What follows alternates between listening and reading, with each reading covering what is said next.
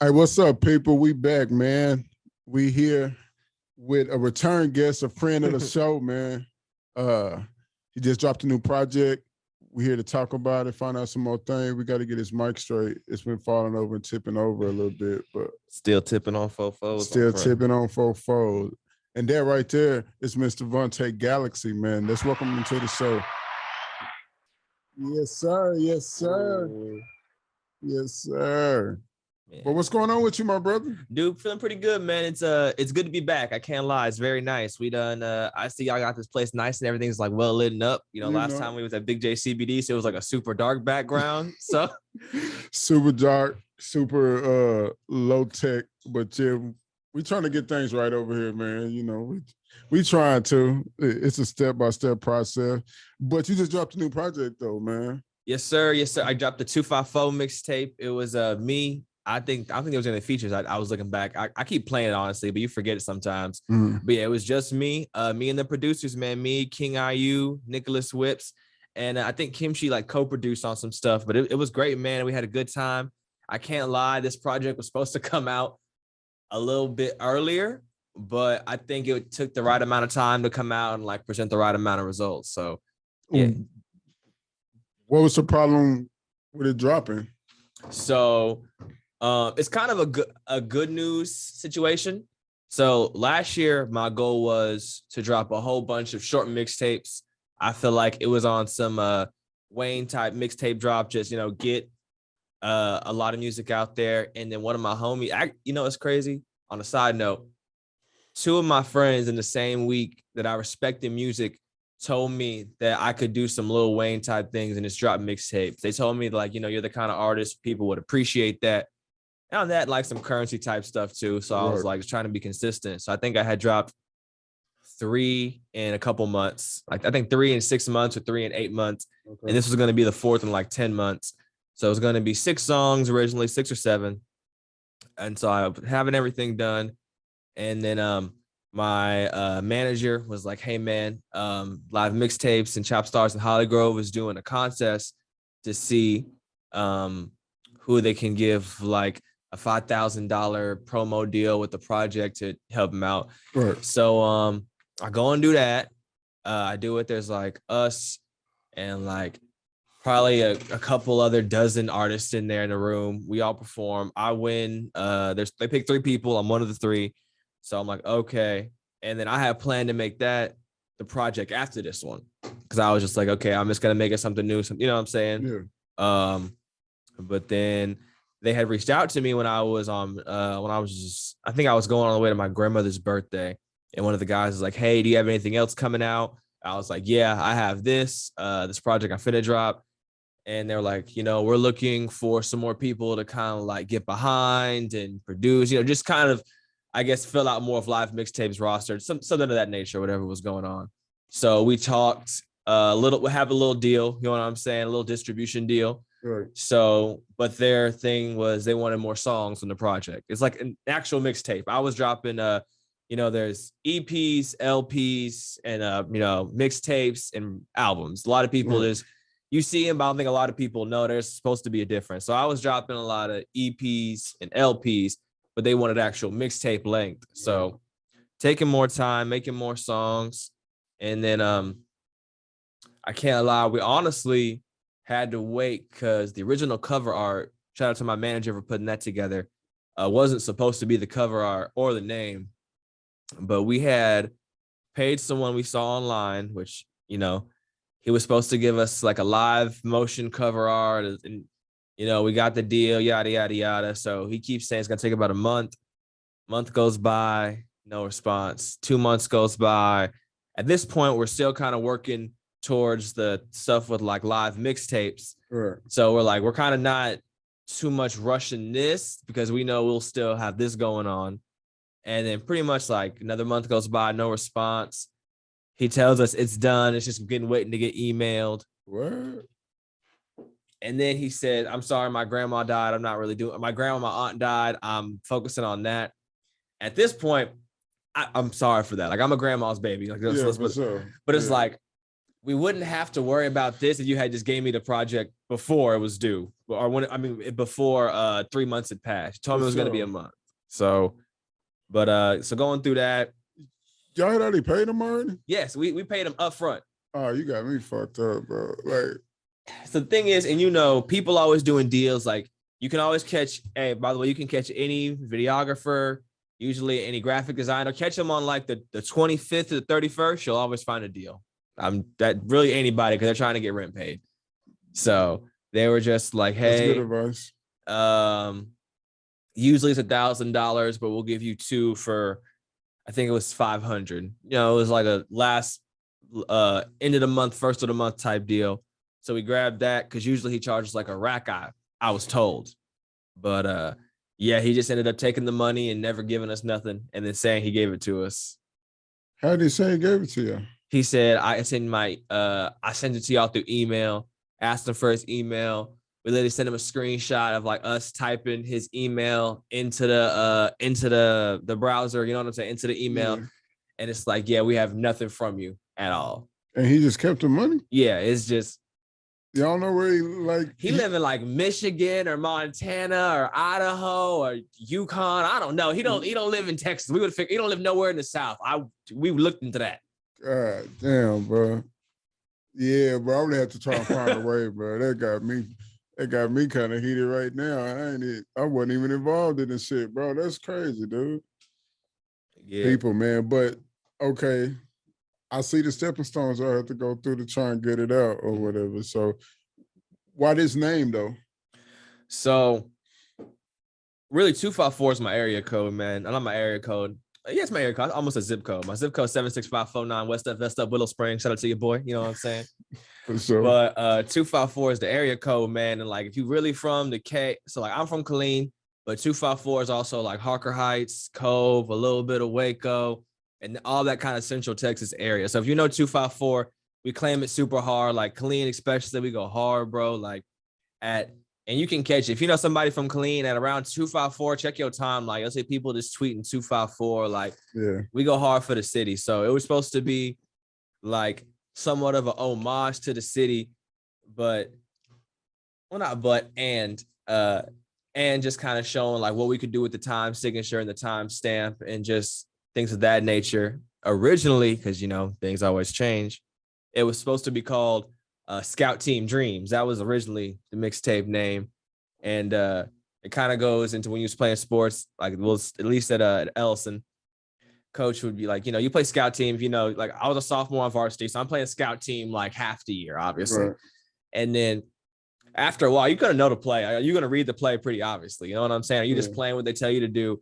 But you're not going to just let them roll over you. So you're making a play. You on defense. Yes, I made a tackle. Yes, we're in practice. I'm not just going to let things get rolled over. I'm not doing it. I'm not going trying hard at 6:30 in the morning. Don't get me wrong. But, you know, if I don't at least give you effort, then coach says I'm slacking. And then it's the whole other side of the conversation. So pretty much coaches just try to say it like you're a scout team, like, you know, your scout team dreaming over there. Like, you're just going to be a scout team player your whole life. Like, so I was just like, God damn. Yeah, I was just like that. You know, I'm a sophomore. I'm like, damn, like, what do y'all want from me here? Like, if I give y'all no effort, I'm going to have to run. So coaches, man, they just say wild shit to you, dog. Like, and you just got to take that shit. It's like, and then it start becoming normalized, but that shit ain't normal, bro. Like, they be saying off the wall shit to you, man. That was what I used to get into with my coaches all the time for shit like that right there. Like, that's unnecessary to say. So let me ask you, so how have you taken that into like your coaching style? Because I saw you even posted about like the basketball tryouts and stuff like that. I'm saying it's like, I understand sometimes you got to give tough love. You know what I mean? Like, but it's still a way, you know. I try not to demean somebody or like call them out their name or something like that. I'm honest, so I'm gonna pull you to the side. You playing like trash, but like, bro, you playing like trash right now, like hot garbage. And if you don't want to come out the game, then let's get this shit together, you know. But that's still gonna ag them up and motivate them, you know, without having calling, sit your sorry ass down and doing all that shit. Like, that's unnecessary, bro. I'm like, hey, say, bro. A lot of the kids I coach, they like, I'm older than them, so like I'm a to them, I'm an old man, but in reality, I'm still pretty young. So it's like I relate to them a lot, and they know that, like I'm a big sneakerhead and shit. So I talk to them more like on a big brother type level anyway, though. So by being a big brother, I know my big brother, he talks shit to me. He can get in my ass about shit, you know what I mean? But he still do it in a way where, it's love behind it. I know it's coming from a loving place, you feel me? So, but yeah, I had coaches that say all type shit to me. Like told me I wasn't gonna be shit because I didn't want to do something that they said, like this unnecessary shit. Like half the time in my old school, I felt like I was smarter than a coach, which is not a good thing, you know what I mean, if you have legit coaches. But I just didn't respect most of them because they come in, never play basketball, but now you're the head basketball coach and you was just coaching like track and field and soccer and shit just last year, like never having coached basketball. It's like, you telling me to do this play when I know we shouldn't be running this shit. You know what I mean? Oh, definitely, like, bro. So, but yeah, man, my coaches in high school, bro, I got love for some, and some of them it's like, fuck you said to this day. You know what I mean? Definitely, man. But the good ones, though, the ones who actually, put effort into me and shit, I respect them, man. But I feel like I would have got to, my scholarship and shit without them. I pretty much did anyway. Like, I went to AAU without them. None of them told me about AAU. I had to look that shit up on the internet, go try out for a team, go do all that shit. And so I feel like I did the shit on my own anyway. So I don't have no type of like gratitude for them. Like, yeah, for like, it's like, I understand. I know a lot of players who love their high school coaches and shit and like go to bat for them still to this day. I just never had that experience in my high school because it was fucking a little small hick town, bro, like with nothing but white people that didn't really fuck with me like that. So, it is what it is, though. Oh, yeah, big facts. I mean, yeah. You see me on Twitter talking about my high school experience. Bro, I be rolling, bro. Y'all was hot garbage, dog. Bro, 0-30, bro. 0-30. It's so wild, bro, because you'll look back and the same things. It's like most of my coaches looking back as men, I can respect you as a grown man. Like, you know what? Like, you're not a bad person. You may not make the best decisions. As coaches, it's like, it's probably 4 out of like, because we went through a new coaching staff like damn near every year, bro. I mean, defensive coordinator, offensive coordinator, quarterback coach, track coach coming over to like coach wide receivers. But like, wow, they were getting fired or they were getting hired at new places and going on a different jobs? They would want to leave, bro. So our head coach for, I think my freshman through my junior year, dude, our head coach was trash. But let me tell you what the thing is about, I can only say it's more about football than most sports. Some people are better coordinators than head coaches. Oh, big facts. Our town has a problem promoting too many defensive coordinators. And then our whole offense turns the trap. We were running a wing tee in 2013. I don't know if you know what that plan is, but it's, man, it's like, bro, that sounds horrible, dog. Like, y'all must have been horrible, man. Like, not horrible, but I feel like y'all were getting blown out by like 20 and 30 points a game.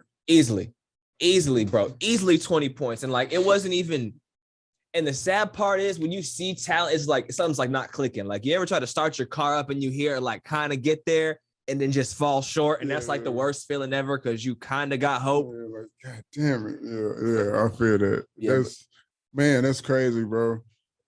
Y'all had to have a lot of talent there, though. We did. I'll say this. We had a lot of good, like, running backs. We had a lot of good speed rushers. The thing is, they didn't know how to utilize the talent.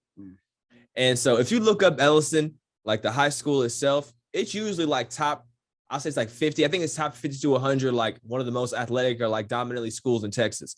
But it's every other sport besides football. Like our wrestling team usually have 3 people in like each weight class win state.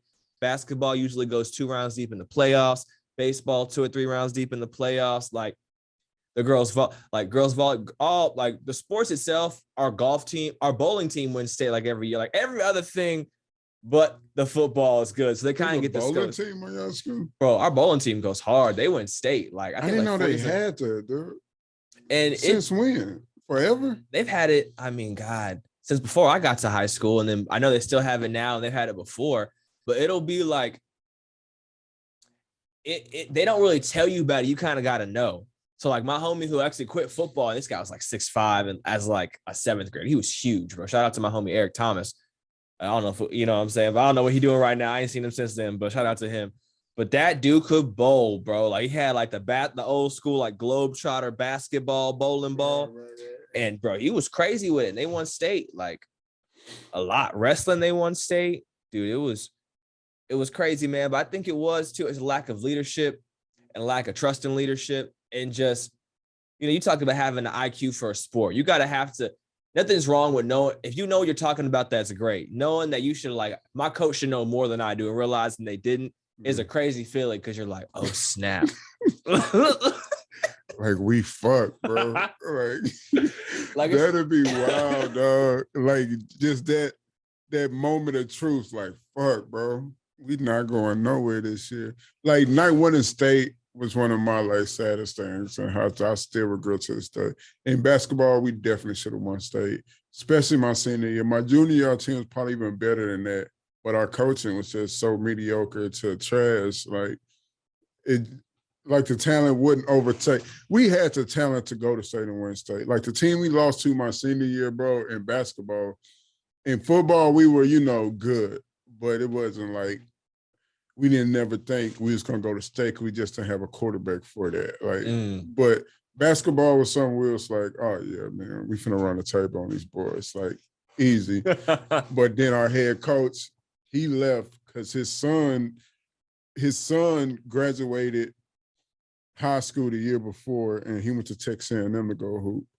So he left to go switch over to coach the girls because his daughter was coming up, and she was like, so he wanted to coach her. So they bumped up the assistant coach from last year, the head coach. He was like, at the time, he was probably like 27, 28, which is cool. You can still know basketball, like, at that age, but he wasn't like a hooper. You feel me? Like he didn't really know. He was still trying to learn how to be a basketball coach. And he was just doing shit that was like, bro, what is happening right now? Like the game we lost in the playoffs, bro, like I was so motherfucking mad, dog. We up by like, I don't know, like 5 or 10, right? It's in the fourth quarter, but we hadn't been out like the whole second half really, right, to starters. So he took us out like, I don't know, it's like 7 minutes in the game left or something like that. But he took us out to give us a breather, bro. But he took us out like, right, we like, nah, we good. Like, just let us close this shit out, bro. Yeah. Our bench was cool, but they wasn't us, you feel me? Mm-hmm. So he took us out. Next thing you know, that lead that we had, it started going down. Then we like, fuck, why ain't he putting us back in? He waited till like the 3-minute mark, like a whole 4 to 5 minutes had passed. They got the lead now when he put us back in the game. It's like, bruh, they have all the momentum now, but we still got time on the clock to do something. But it was just like, we had no momentum. Then you had us cold on the bench for that long. You supposed to take us out for like a minute at the most, throw us right back off in there. Go grab some water, get back in there, whatever. But that shit had me so mad. We just couldn't get our rhythm back after we got banned. And we should have beat them. Like, they ended up going to state and winning. Damn. At least you didn't lose to the people who lost the state. I mean, there's no what's the word? Not congratulatory prize. What's the word when you don't win? Damn, I shouldn't have smoked weed before I got here. Consolation prize. There's no consolation prize for losing. But. No, it's not, bro. Like at all. If I would have got to state and lost in state, it probably would have hurt just as much right now. You know what I mean? But not even going though, like fucks with me so bad because it's like I wanted that. You know what I mean? I feel like I deserve that shit. Like I put in hours to be good at hooping, bro. Like hours. Like I sacrificed a lot. I didn't go to pastor parties and shit, bro. I'd be just chilling. Then I started working out crazy hard. Just like everything, bro. I came back a monster my senior year, bro. Like a monster. But you said so. You got a scholarship. You played basketball in college, though, correct? I went to Baylor on a basketball scholarship. Oh, bro, that's fire. Yeah, it was cool, man. But I was only there for a short period. Then I got into my car wreck, and then that was the end of my hoop dreams and shit. Damn, bro, I didn't know that. I'm so sorry, bro. It's all good, bro. I know it's time passed, but still, like, but that's crazy, man. Because I mean, at the time with Baylor, I mean, well, that was like right after RG3 and Brittany Grenier. So I mean, even Baylor still, they just won the championship last year. I said it in the balling song, matter of fact. Last year. Yeah, that's wild, man. They came a long way because they was coming off like that big ass scandal that happened where like the player or whatever he had killed somebody or whatever on campus, or I can't remember. Either he murdered somebody and killed himself, or it was something like that. But somebody got killed. Like it was a big ass like deal going on, and then like the rape allegation shit had happened, and then so they was like in turmoil for like a little while, and then slowly they started building that shit back, bro. And last year they got that chip. Hey man, and then the football team just won this year. One of the dudes who caught one of the championship passes.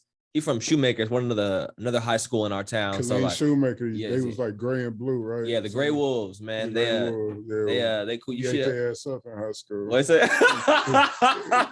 He tore their ass off the bone in high school. They was cool too, but I got a couple. They got a couple homies that came out of Shoemaker. If you got time, look up No Comb, No Home, and Dre the Great. They from Dre from New Orleans, but he moved to Killeen after the flood. And Nahome and me actually went to middle school together. Nahome and me go way back. But I think Nahome dropped a project. No Comb, Nahome. Check it out. Free plug for your boy.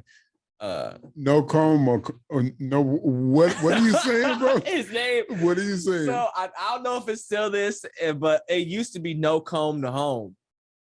No Comb, the home. No Comb, the home. Like no comb. Like no comb. The home, like homie, short for homie. So his name's Nahome. Oh, that's his real name. Yes, his real name is Nahome. Shit, it's a lot going on right here, man. Let's move on, man. I got this liquor. I ain't trying to make fun of that shit or nothing. No. But he's a goofy dude. Like, hey, he cool, but he goofy, bro. If you really know Nahome, he been goofy his whole life. Like, yeah, for sure. We was in it'll come out. We was in choir together. That's how I know. We played football together, obviously, at our first middle school. We was in choir too, bro. That's how we obviously he's still doing music now, but like that's how you know, bro. Like, great people be around great people, man. Honestly, that's kind of how it goes. Like, there's a reason why John Legend roomed with Kanye's cousin, and then he got introduced to Kanye. You know what I'm saying? Wow. Yeah, that's how that happened. This John Legend was rooming with Kanye's cousin in college, and he was like, "Hey, my cousin make beats, my roommate sing." You know, linked them up. That's how things go. It's the reason that half Virginia, Clips and Timberland and Pharrell, they all kind of pop from the same spot. It's the reason people. Like, it's a reason. I mean, I watched the since we've been on sports. I watched the Anything Is Possible documentary. You know what I'm saying? And he was saying him and Paul Pierce went to they played AAU ball together in California, and then they win the championship for the Celtics. You know what I'm saying? It's like it's no coincidence you meet people through your life and you keep meeting people. So you're saying that greatness is intertwined? Is that what you're saying? I mean, I think a small part of greatness, and not a super small part, but it's kind of like what you know in the circles you in, because your network is your net worth. Oh, that's a fact. So it's like, if I can tell you, I've been like, I know all these people for a minute. It's like, it's not like, oh yeah, I just met them right now. Because anybody can meet anybody when you on. You know what I'm saying? Right. But you got to really know somebody and come up and have that mutual respect at each level. It's like, okay, like, because sometimes someone might be doing better than you, but it's like respectable to show that respect they showed you when you was doing better than them. Right. Because ties change, but it's like, man, hey, I've been rocking with him for a minute. Like, it shows love. And the one thing is, it don't got to be like, oh, that's my best friend ever. Like, we hang out, like we blood, we for life. It's like, nah, bro, it's just been like mutual respect over a long period of time. When I see him, it's all love. When he see me, it's all love. We may not break bread together yet, but when we didn't have any, but we got together, we break bread. And it's definitely intertwined, because you got to be around the right people at the right times. The great moments are very rarely made with just one person. Yeah. I mean, I would agree with that. I would agree with that. Yeah. Yeah, man. That's like why it's so important to build the right team, though. You know what I mean? Like a team that's gonna go in the same direction. That even if y'all playing different roles and shit like that, y'all got to be moving on the same accord. Because it's like that. That's super important. Who you know, your network, man, your network. Like, yeah, that's super true, bro. But let's jump back off into the music for a sec, man. What was going through like the whole process of making this album? Because it is a lot of sports bars in there, you know what I mean? And it's heavy with it's a lot of basketball talk, you know. So were you making that at the start of the NBA season or something? Or you was like Yeah, that too. And man, I played sports in high school. And, definitely not the best. You see me play basketball, so like you seen, I'm mild at best on a good day. But I was just watching a lot, man, and just I think I've learned to enjoy like watching basketball more and just like a little bit more exciting than football and things of that nature. And I was trying to make a project. So originally, when I wanted to make it, I wanted to make kind of a small screenplay. That was the overall goal I had planned, and it was more football based. I can't lie. a screenplay? Yeah, I want to make like a small screenplay, like intertwine my own life with somewhat of a satirist, fictitious character. I have been watching a lot of Ballers, The Rock's old show. I haven't watched a lot of The Game. I had just been watching a lot of interesting TV, I'll say, but like that kind of nature. So I was like, man, and I had a little bit of more money saved up at the time, and I was getting really cool with the camera guy. And I was like, he was like, you know, you would need about, I think it was 3 to 4 racks. Like do everything I wanted. Like, but I wouldn't have had the promo budget. That was the whole thing. And then as we were making the project, when we had made Ballin', it kind of took more of its own direction. So a lot of the songs before then, like Ops, Rang, Big Chiefin', were kind of made before Ballin'. And you see, they kind of got more bars about like hustle, more different. They got more bars about hustle. The flow's more about kind of like overcoming. And then after Ballin' songs, like it's like that one, and then what was the second? I forgot what was the second song off the project. I feel like LeBron James. I feel like I'm AD. Man, can't nobody hold me. That one was made shortly after Ballin'. So it was just kind of the process of making it. And, you know, usually in life, business, and music, what you set out to create is usually not what ends up coming out. Yeah, that's a big thing. And in writing too, like, you know, I write and stuff. So it's like, you know, when you sit down, you know, like to start a screenplay or a script or something like that, man, it's never going to end up how you might have an idea, but it's going to take you somewhere else while you're writing it. You know, like you never know. You're like supposed to start off and be like, have your beginning, your middle, and your ending already before you sit down. But it's like, you got to leave like kind of an open ending because you never know where it's going to go. Mm-hmm. So I feel that though, bro. That's what was like the actual message though, like behind it, or was this just a fun project for you, you know? A little bit of both. So I think the overall message was really just to keep going, just to keep hustling, just like Big Chiefin', you know, it's like just it was about like, you know, get like just keep pursuing what you're doing, like really like reassuring myself of what I was doing and keep continuing it on. Like it was supposed to be like originally it was a screenplay. So at the end, when you see like Rangs, it was about, you know, like getting the championship, like doing what they said you couldn't do. Song about homies being like about, you know, you and your friends doing something or going through things. Like some didn't make it with you, some did, some got the championship. Some people you maybe not even intended to get that close with, you got closer with, and like y'all made things happen. You know what I'm saying? A lot of things about like ops, about like proving people wrong, you know what I'm saying? Or and like just feeling comfortable and like doing what you're doing. Cause as you start doing things, you'll get more comfortable. And then once you kind of get comfortable in your own zone, there's one thing of being good at something. There's one thing of knowing what to do, but doing both at the same time is crazy. And when you know you're doing something right in the right timing, it's almost an impeccable feeling. Like when you're just in that mode. Yeah. And so I think it's just about confirmation and reassurance and just the continuation to keep going. Because I can't lie, a lot of people have told me they like the song Rang, and that almost didn't make the project because I felt like I have been trying to get better at enjoying all the victories along the way. Right. And even though I had, got cool with the live mixtapes, had got the agreement worked out, I had won the contest, I had been throwing the comedy. Even though I have been doing a lot of small victories, I didn't feel like I had done enough. But in learning how to enjoy all the small victories and realize all the small victories make a big victory, I was like, now this song is worth putting on there. I think it's about also acknowledging yourself and the hard work you put in. Because at the end of the day, I think if you don't believe in it, no one else will. You know what I'm saying? And plus, you're only going to give yourself recognition before anybody else. You may have one or two people occasionally at the beginning help you out. They may be like your best friend, like your roommate or your cousin or your brother. But it's really about having the confidence in yourself and even seeing how much you've improved. Like I go back and listen to all my old songs and like, it's not every day or all the time. Oh, really? Yeah. I mean, from SoundCloud to my early Apple stuff to just,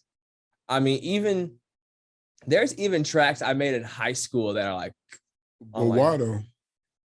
To see how far you've come, to see how much better you are. 'Cause at the end of the day, it's all about progress.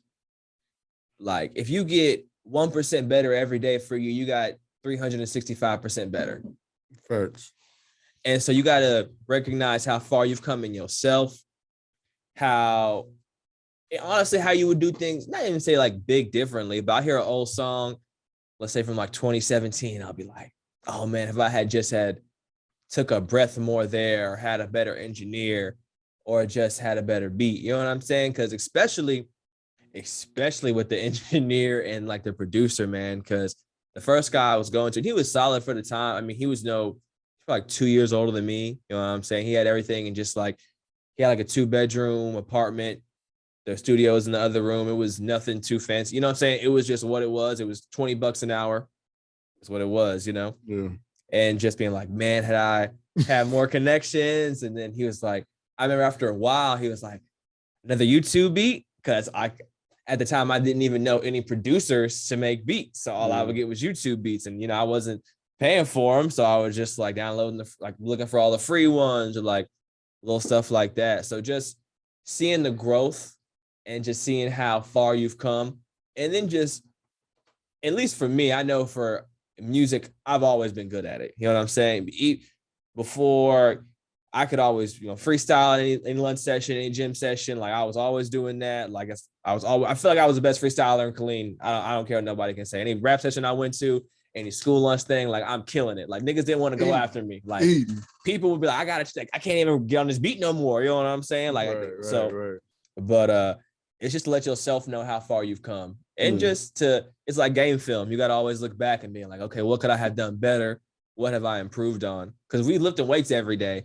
It's like, you may not, man, I ain't got this much up. I'm only hitting 315, once or twice. But, a year ago today, you was probably only hitting, let's say 185 2 or 3 times. So you got to see progression to thank yourself and be like, okay, like if I've gotten this much done in this time with this little knowledge I did, as I've grown, I've gained more knowledge, I've gained more network, I've gained more confidence in myself. It's just about knowing what you've done for yourself and just seeing how far you can go and just learning, okay, and always realizing like keeping in mind what you want, like we talked about earlier, like what's the ending destination? Like you may have wanted to start here, but as you've learned and developed more, you may realize you kind of want to go over here. Same ending, little different, but in that same category, like what we was talking about.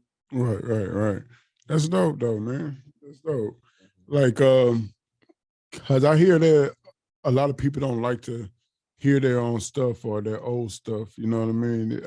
I guess they might feel embarrassed about it or in a type of way. I guess I don't know, but I've heard a lot of people say that. And then you saying that you'd actually go back and listen to like old stuff from even back in high school is different, man. So yeah, man, that's super dope. Like staying you sound like you stay prepared, if that makes sense. Like you going back and watching game tape. You know what I mean? Like you're trying to hone your craft. You're trying to find out what you can do better here and there, even if it's a breath or a pause here. You know what I mean? So that's super important, man. Like in anything you do, whatever you do, you got to study it. You got to understand it completely. You know what I mean? And you doing that is only going to allow you to understand what you do better than anybody else. You know, so you can find your own vibe, your own way. You know what I mean? So that's super dope, man. Like, what it's 2022 now. You dropped that project at the it was a few weeks ago. It was in 2022, or was it the end of December? I think it dropped like December 20, like 7th, 28th, around that time. So it was like Yeah. the tail end of the year. But I was Okay. trying to kind of give it just like let it kind of roll in naturally. Right, Because I right. figured, as I can see now, a lot of the bigger acts are dropping like this week. So I figured if I gave it some more time, it would be easier for me to get more views. Right. Yeah, because they say in the fourth quarter in December and stuff like that, that's for like the heavy hitters, you know what I mean? Like the big names, the Mariah Careys, the Drakes, the Yeezys and stuff like that can only drop in the fourth quarter because you got to compete with Christmas and you got to compete with all these other type of things that's going on. So, but in 2022 though, we in 2022 now. What's like the plan this year though? Is it to be more consistent? Is it to get more focus on something? Is it drop more projects? You know, what's next? Definitely more projects. I know we're still working on the next one. I have like, I'll say like 1/4 of it done. Yeah. And so, sticking with the same people who, I forgot what tech, it was a famous UT coach. I forgot his name, but he said, dance with the one that brung you. So still working with, Young Badger, still working with Nick, still working with King IU, still working with all the same producers, of course, still working with Law to West. Like we got a couple of things together. Just, I'm really trying to get them all to be able to collab, on some stuff. Okay, we all make dope stuff together. Let's make some super dope stuff. You know what I'm saying? Yeah, for sure. But new projects, definitely. I think the biggest thing now is being able to position myself to put the music out for the right ears. And then honestly, man, having a smart budget. Cause that's the biggest thing. Like that promo is crazy. Like who are the right ears? You gotta like, so one of the biggest things I feel like as any creative, we always talk to other creatives in our usual sphere. Like a lot of my friends obviously are going to be musicians or people who are in that know. I know you probably know a lot of hoopers. You probably know a lot of podcasters in a sense. You probably know a lot of coaches, or not a lot, but I don't know no podcasters. Damn, for real? No. Okay, well, usually you do. And I feel like one of the biggest things we have a problem with is trying to impress our peers. Right. It's in life in general, but especially I feel like in the arts, we always talk about, like if I'm using fake names, like, Damon's over here popping doing this and he's the cool guy. So if he thinks we're cool, then everyone else thinks. So, Sasha's out here with this popping Instagram page and she's from our hometown or she went to college with us. So if we get her to post our stuff, then all the people around us think we're cool. You know what I'm saying? Like we'll get their seal of approval, which in some degree is necessary. You always want to have your home base at least kind of, if not liking you, recognizing you. You know what I'm saying? I think that's a big thing.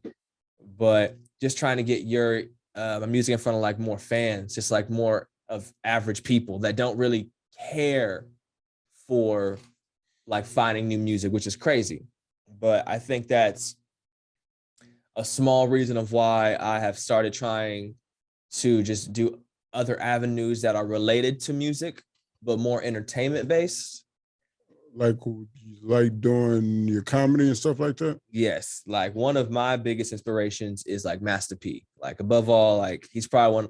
If I could pick any life to live, it would probably be his, but I still would take my own. I mean, that man's made movies. He's been in the NBA. He's made records. He's made all his kids famous to some extent. Like the man is a true walking legend, a true living legend, as they say. And yeah, he's definitely one of my role models too. So, and a lot of people have done it, but just realizing like, so, going back to him, he, made the comedy shows whenever he threw a comedy show, whenever it's like a No Limit comedy show, so like one of the acts to perform, if not all the No Limit soldiers. And then just if you really go back and look at, I'm a big, pop culture is so prevalent in America itself that it's almost better than U.S. history. You can tell a lot of what was going on of the satire of a time by its pop culture. And if you really look at a lot of like late 90s, early 2000s hip hop, a lot of your favorite comedians now were in these rappers' videos. So like Lil Duval, Ali Shiddick, who else was a couple of the other ones? I think Dan Cook was in a couple. And just look at how intertwined comedians and rappers are. You know what I'm saying? You always have Chris Rock. He was talking on Kanye stuff. He also talked on Rick Ross's. And, to some extent, like Seinfeld was on Wale project. Yeah, because and who even old boy from Martin is hip hop. Like, it's for Will does some stand-up now, but like he even did a little bit. Even how they've intertwined like Zach Fox and Childish Gambino. I mean, Jamie Foxx is a singer, but I mean he's a great of all time too. But just finding people and then just realizing too, it's like it's entertainment. You know what I'm saying? Right. Like above all, yes, I make music, but I also entertain. I think that's the one big thing. It's finding people who are more who are more open to wanting to hear music, maybe secondary than the first thing, because I think that's a big thing too. And just being more little on TikTok and social media more. Like I seen you doing the TikToks and stuff, man. Yeah, it's I got a ring light, man. I try to make it official. I got me a little ring light. A little ring light. Shit, it's wild now, man. Yeah, God damn, it's up from here now. Shit, the boy got the ring light, man. Because TikTok, man, it's so crazy. It's like it's kind of almost kind of like maybe how MTV and things used to be back in the day. Like you'll find music, like and music will almost find you in the same sense. Like they'll present it, like whatever the newest fad is, you can go look up a song. And so many people have popped off just from little bits of songs. It's crazy. Like Blast and just how many little songs have just popped off. And I think I've never been on TikTok.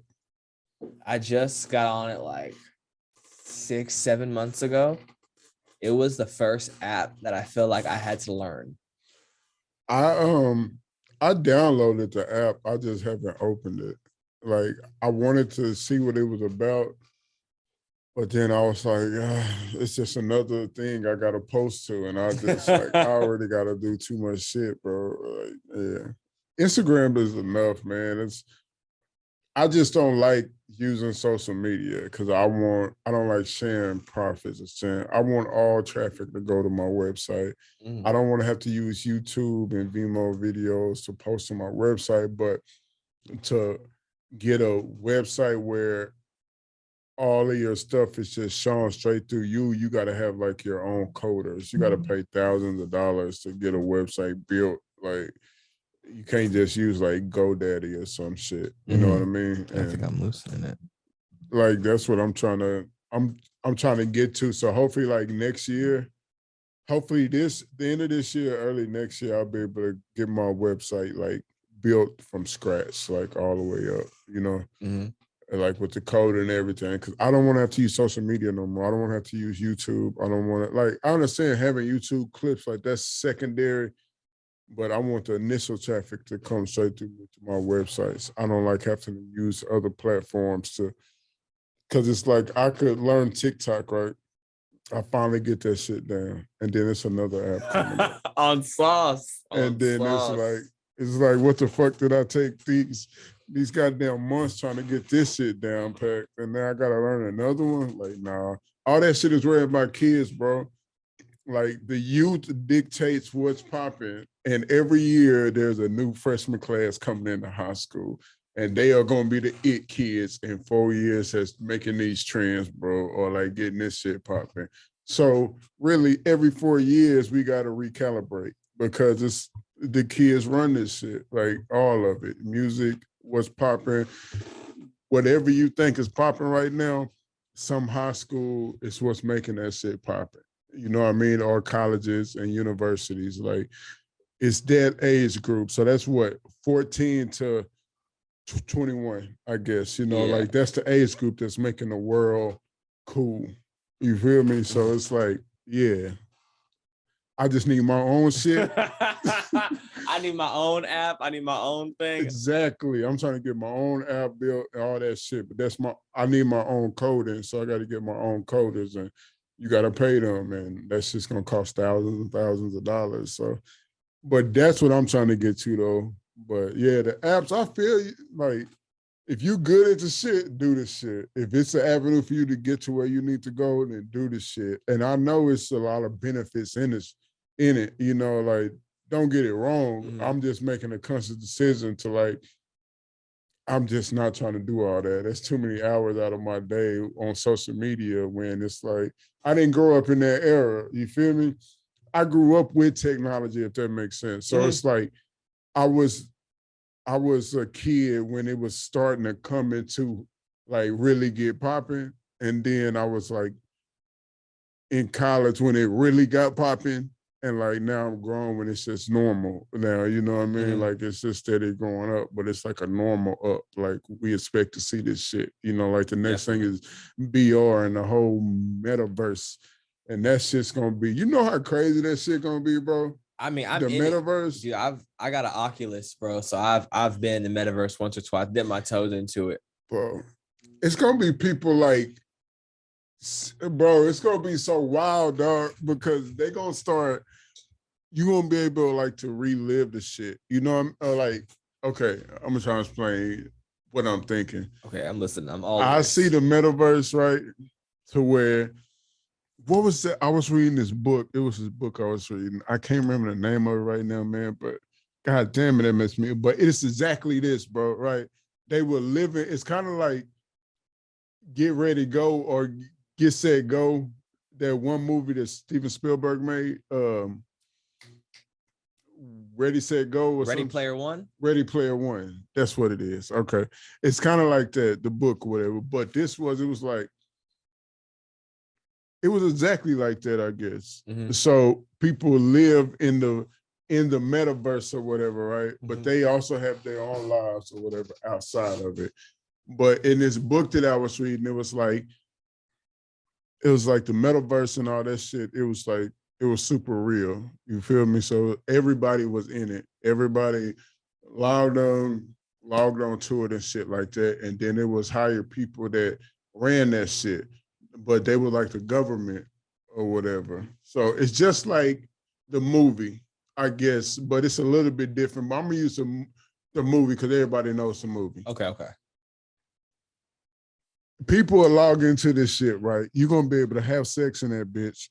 They gonna make it to where you're gonna be able to, because all the senses of nutting and all that shit, it's all in the brain. So they gonna find some way to make it to where you feel this shit, to where you're gonna be able to like feel some type of pain or emotions and all that shit. Like if you in there, you're gonna feel it like out here or whatever, but you can be able to preserve your body type shit.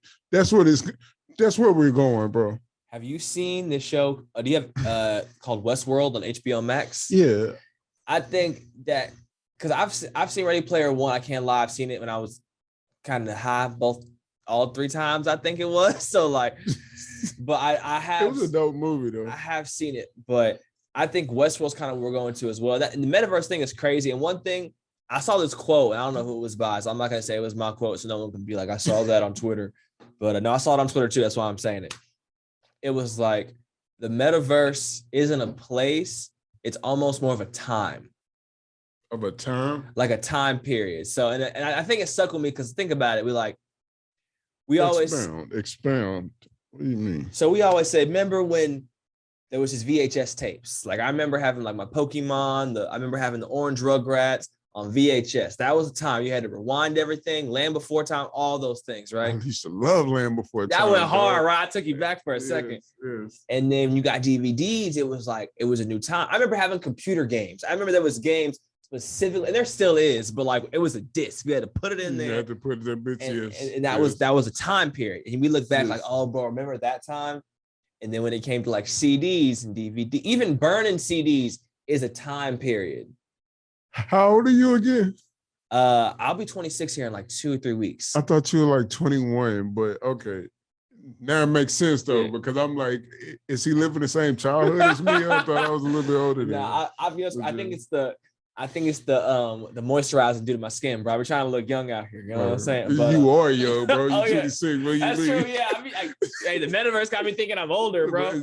See, it's starting already. It's begun, bro. But yeah, like so that you look back and like, okay, CDs and DVDs was a time period. Even burning CDs was a time period. I remember I got it might have been no, it was a Carter 4. I remember I had my homeboy Kyle Gonzalez. He would burn mixtapes. I remember I got House of Balloons and Carter 4 burned on like burnt CDs from him. He was the guy for all the burnt CDs. I gave him like 10, it was like 5 each. So he made $10 off me that day. But I mean, he had all of Wayne stuff when it dropped. He had I was him. Yeah, so like you know what I'm saying? There's always that there was that guy, but that people remember getting bootleg CDs from the store. There was like a couple stores you could go to. It wasn't streaming. There was no website you could go. There was no 1-2-3 movies. There was 3 or 4 shops. I used to go to Houston, bro, and like come back with everything screwed up, but it'd be like all bootleg shit, like for music and movies too. Like, yeah, like the movies, we didn't buy regular movies, bro. We had a whole, I don't know if you remember the books, like bro, the fucking CD books, bro. We had the CD books full of bootlegs, bro. And it'd be folks walking on the screen sometimes it'd be perfect. Sometimes it'll be like the whole movie screen. It'd be like a nigga sitting in a movie theater and you know he shot it because it's literally the movie theater screen. Like, that got extra edges around it. Yeah. It's like, oh my God. Hey, the bad part is, even if it's a bad bootleg, you're like, well, it's a bootleg, so what do you expect? Like, you know it. But it's like, fuck it, man. This whole cost me like $10, bro. Like, oh God, that's what pop. Yeah, so like that was a time. That was a period. Yeah. That was it. I remember even like LimeWire, like when people started getting like the iPods and Zunes. People don't even remember like Zunes. I forgot about them, bro. But yeah, definitely. I definitely remember them hoes. And I remember having, like, I was talking to my little cousin. My little cousin is 18 now. We be working out. He's who I used to go to the gym with. You know what I'm saying? He finna walk on somewhere too. But we'll talk about stuff like this. And he's 7 or 6 years younger than me. So like even like it's not that long of a time gap, but even like little stuff we're talking about, he won't relate to. So So I remember like there was a time where you would have your music player, whatever it was, and your phone in your pocket. You didn't have music on your phone. Like it was 2 different instruments for this time. Now we all remember two different instruments, bro. And it's like before that, I remember having a CD player, bro. Like but you had to get the ones that said non-skip, but they still skipped. And it was like, why the fuck I spend that extra, you know what I mean, money for this shit? But yeah, bro. Dude, I remember even backpacks. I don't know if they still do it, but like a lot of backpacks would have like that pouch for your CD player, like have your headphones hanging out. And that shit would skip regardless. Like regardless, it don't matter. If you start skipping in this bitch, it's gonna skip. You can't run, jog, nothing, bro. You gotta walk at a leisure pace. So that's a time period. So you remember that as like what the advancements in technology were. So I say all this to be like, this is the closest thing I can relate this time is to. Remember when the Wii came out? Yes, I do. How different that even Wii Sports felt so unique, like so fluid. Like actually, you felt like you were playing. It was VR before VR, you know what I mean? Because like you were playing in the game and shit. And so I remember PlayStation, they had this thing called an iToy for PlayStation 2.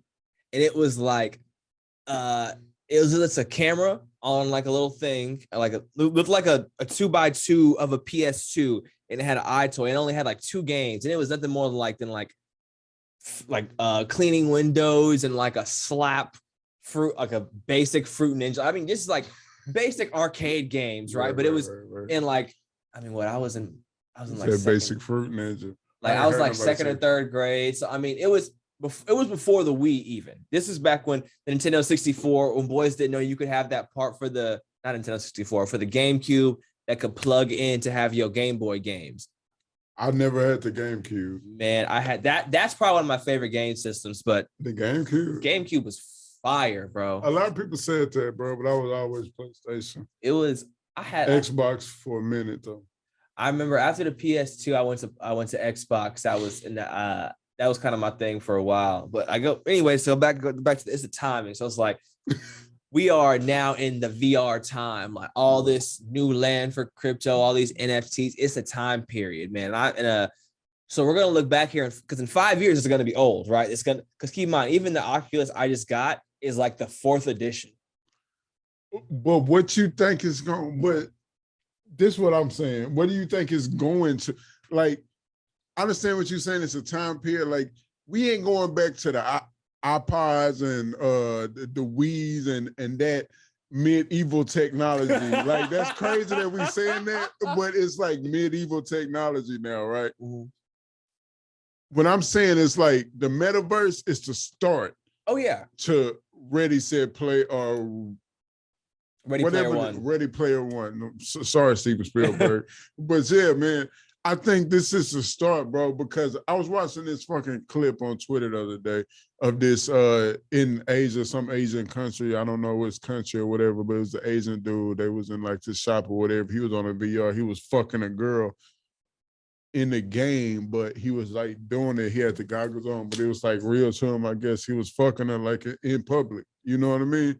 Like, it wasn't, of course, in real life, it wasn't nobody in front of him, but he was still making a movement. He had the sensations. But it was showing it on the screen, like of him actually fucking a girl or whatever inside of the metaverse or this whatever game and shit that was. I'm saying this is the start. It's gonna be people out here killing people on the game, trying to do some crazy type shit. This is the hook, bro. You can do real life shit with no consequences, no STDs, no going to jail. No, you can experience. They gonna have it to where you can experience all this shit, bro. You can experience, as fucked up as shit gonna sound like, it's gonna sound fucked up, but just hear where I'm going. Parental warning. Parental warning. You can experience murder. You can experience rape. You can experience like all types of shit without facing the consequences of real life actually doing this shit.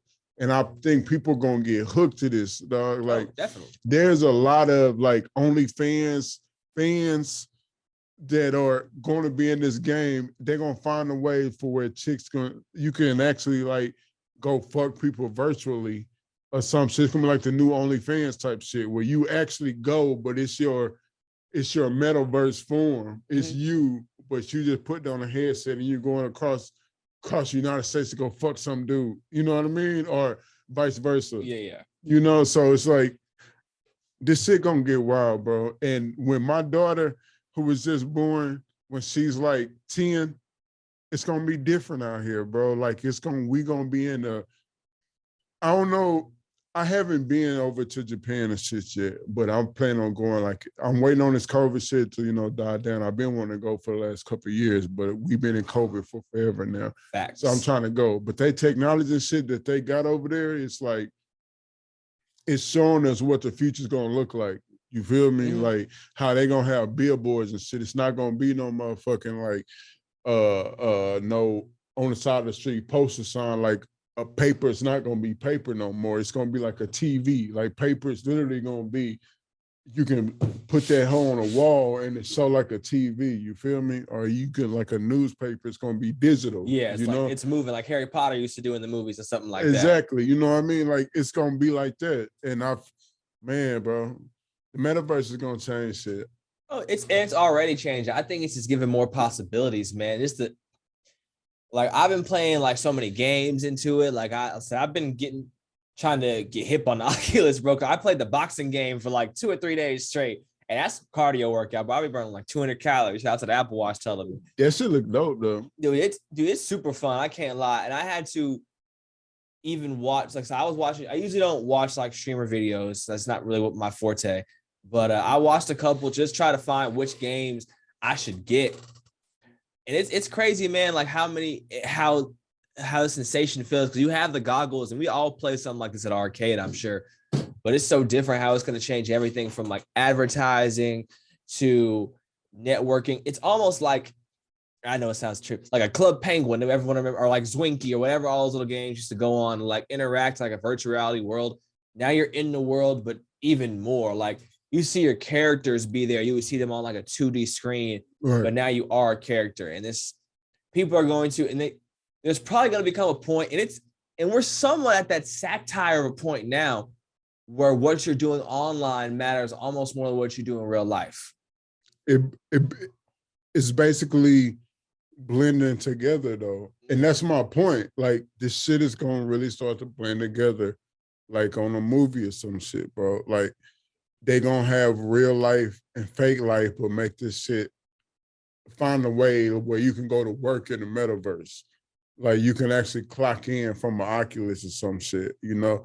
Or they gonna start doing it, bro. It's gonna happen, bro. I mean, I work from home right now, so I can definitely tell you, like, I can do all my thing. I can do everything in my job, not being in like an office. And plus, once companies get really smart, and I mean, there's probably and most of them are gonna start doing this. I bet you the next 10 years, realizing everyone though, it's not the 50s and 60s no more, where like the it thing is to have everyone in a big office downtown working from 9 to 5 and having this 100-story building where you have to like rent out and pay unusual taxes on and all this.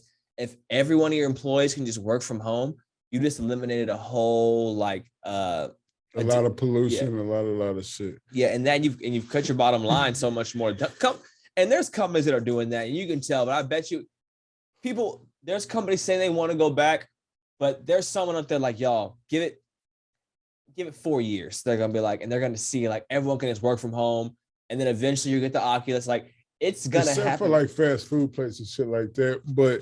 It's like what you saying is kind of like my conspiracy theory, bro. Okay, can I touch on the fast food thing real quick though? Yeah. So I was at the airport going to Atlanta to visit my dad this time last month, and I wanted some coffee, right? So Starbucks is full, Dutch Bros is full, or in the airport, and they got this little kiosk, and I mean it's no bigger than, I mean, my arm length. You know what I'm saying? And it's like place your order for your coffee.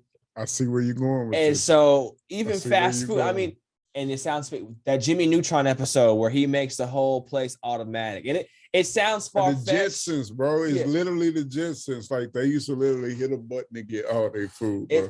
And like I don't know if you ever been to Cora Sushi in Austin. No, I never been there. It's a revolving sushi restaurant. So like it's What's like the name of it? Cora, Kura, Cora Sushi. Okay, and I'm gonna hit it. Bro, do it. It's if you want to take you and it's like a perfect lunch spot because you can get in and out so fast. When it comes, they have 3 conveyor belts and they go like up and down in like spots, and it has like all different kinds of sushi. And there's chefs behind it. There's obviously humans making it, but the conveyor belt comes around and you can open it and choose which one you want. And if you don't like it, you leave it on the side. But when you finish it, you put the plate in like this disposer. And I'm assuming it's like another belt that takes like the dirty dishes around. And you can also order like different types of ramen and specialty food through your table through like a 3rd conveyor belt that's on top of these. At the table? Yeah. So like we're at the table right here. Imagine me you're eating. Like this is the table right here. Conveyor belt just going by with food on. Yes, bro. It's crazy. This is my dream. Bro, it's crazy. It's and the ramen there is bomb. I always get 2 bowls, bro. It's bomb.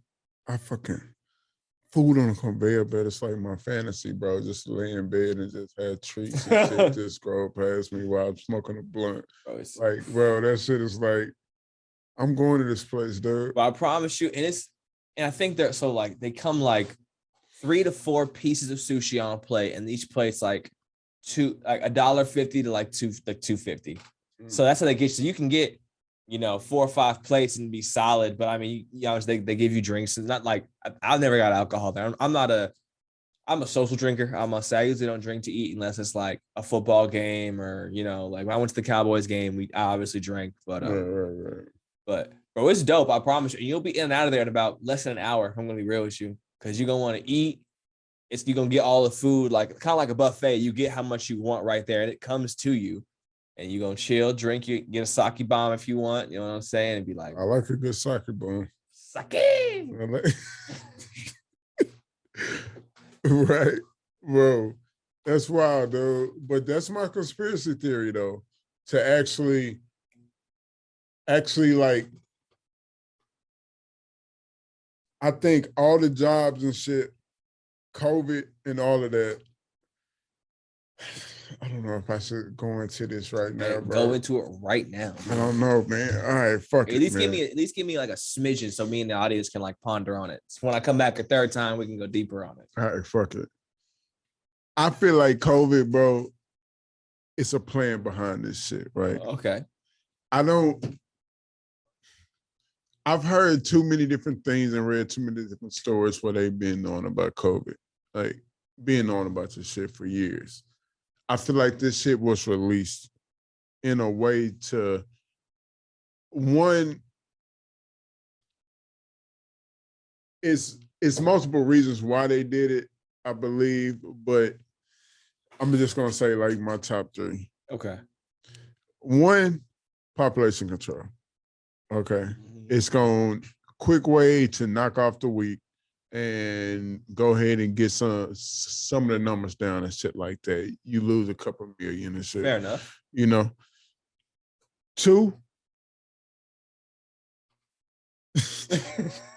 I'm watching myself do it on the screen, so I'm laughing. I'm just like, right. Two. Okay. It's a way to start getting people ready to start working from home and having more machines taking over jobs and shit like that. You know, so we're already getting comfortable with it. Working from home, people are finding different ways to make money and understanding that they need to find ways to make money and having other sources of income and shit like that. Because machines are going to take a lot of people's jobs eventually. It's just going to happen. In business, you're always trying to find ways to cut corners and cut down the bottom line. You're trying to get the most profit out of everything. And if you can not have to pay more people and can just pay one set price to get a machine or some shit, and which is going to pay for itself over a certain period of time and the rest is all profit, then you're going to do that or whatever. So that's two. Number three. okay. Number three, Tris. I believe I can fly. that COVID is another way to get the population in check or whatever, to get us either separated or under the same banner. I think it's more separation. It's another tool to separate or whatever. Should you get the shot? Should you not get the shot? Is COVID real? Is COVID fake? All this type of shit. It's going to continue to separate the population. Divide and conquer. It's the oldest war tactic, whatever, you know, that's just been around. If you read any war books, it's going to mention divide and conquer. You know what I mean? You read The Art of War? The Art of War is definitely an Art of War. Yeah. Yes, I have read it. I got it in my car. I've read it a few times, but it's like, it's multiple reasons, but I believe those are my top three reasons why this shit is popping off. Do I believe COVID is real? Sure, in a way. I feel like it is real. It does affect people. It was released into the air or through some people or whatever. However, it was released, but I think it was a design release, right? Well, so the release drop date, they had a drop date for like some Jordans? Exactly, bro. Exactly. Like, you just couldn't go to the app and try and get this shit. Like, they was going to give it to you for free. Everything is for free. Oh, my God. I feel like it's another way. It's just, whether you like it or not, you're being controlled. Oh, facts. The government is controlling us. Multiple governments are controlling us. They might be all working together in some type of way. They are. That shouldn't even be an argument no more. You think all these countries and shit with all this money, all this power, and all this technology right now that brings us all together. Even though we're all across the globe, we're literally all in the same building. You feel me? Oh, like, big fan. That's a good way to put it.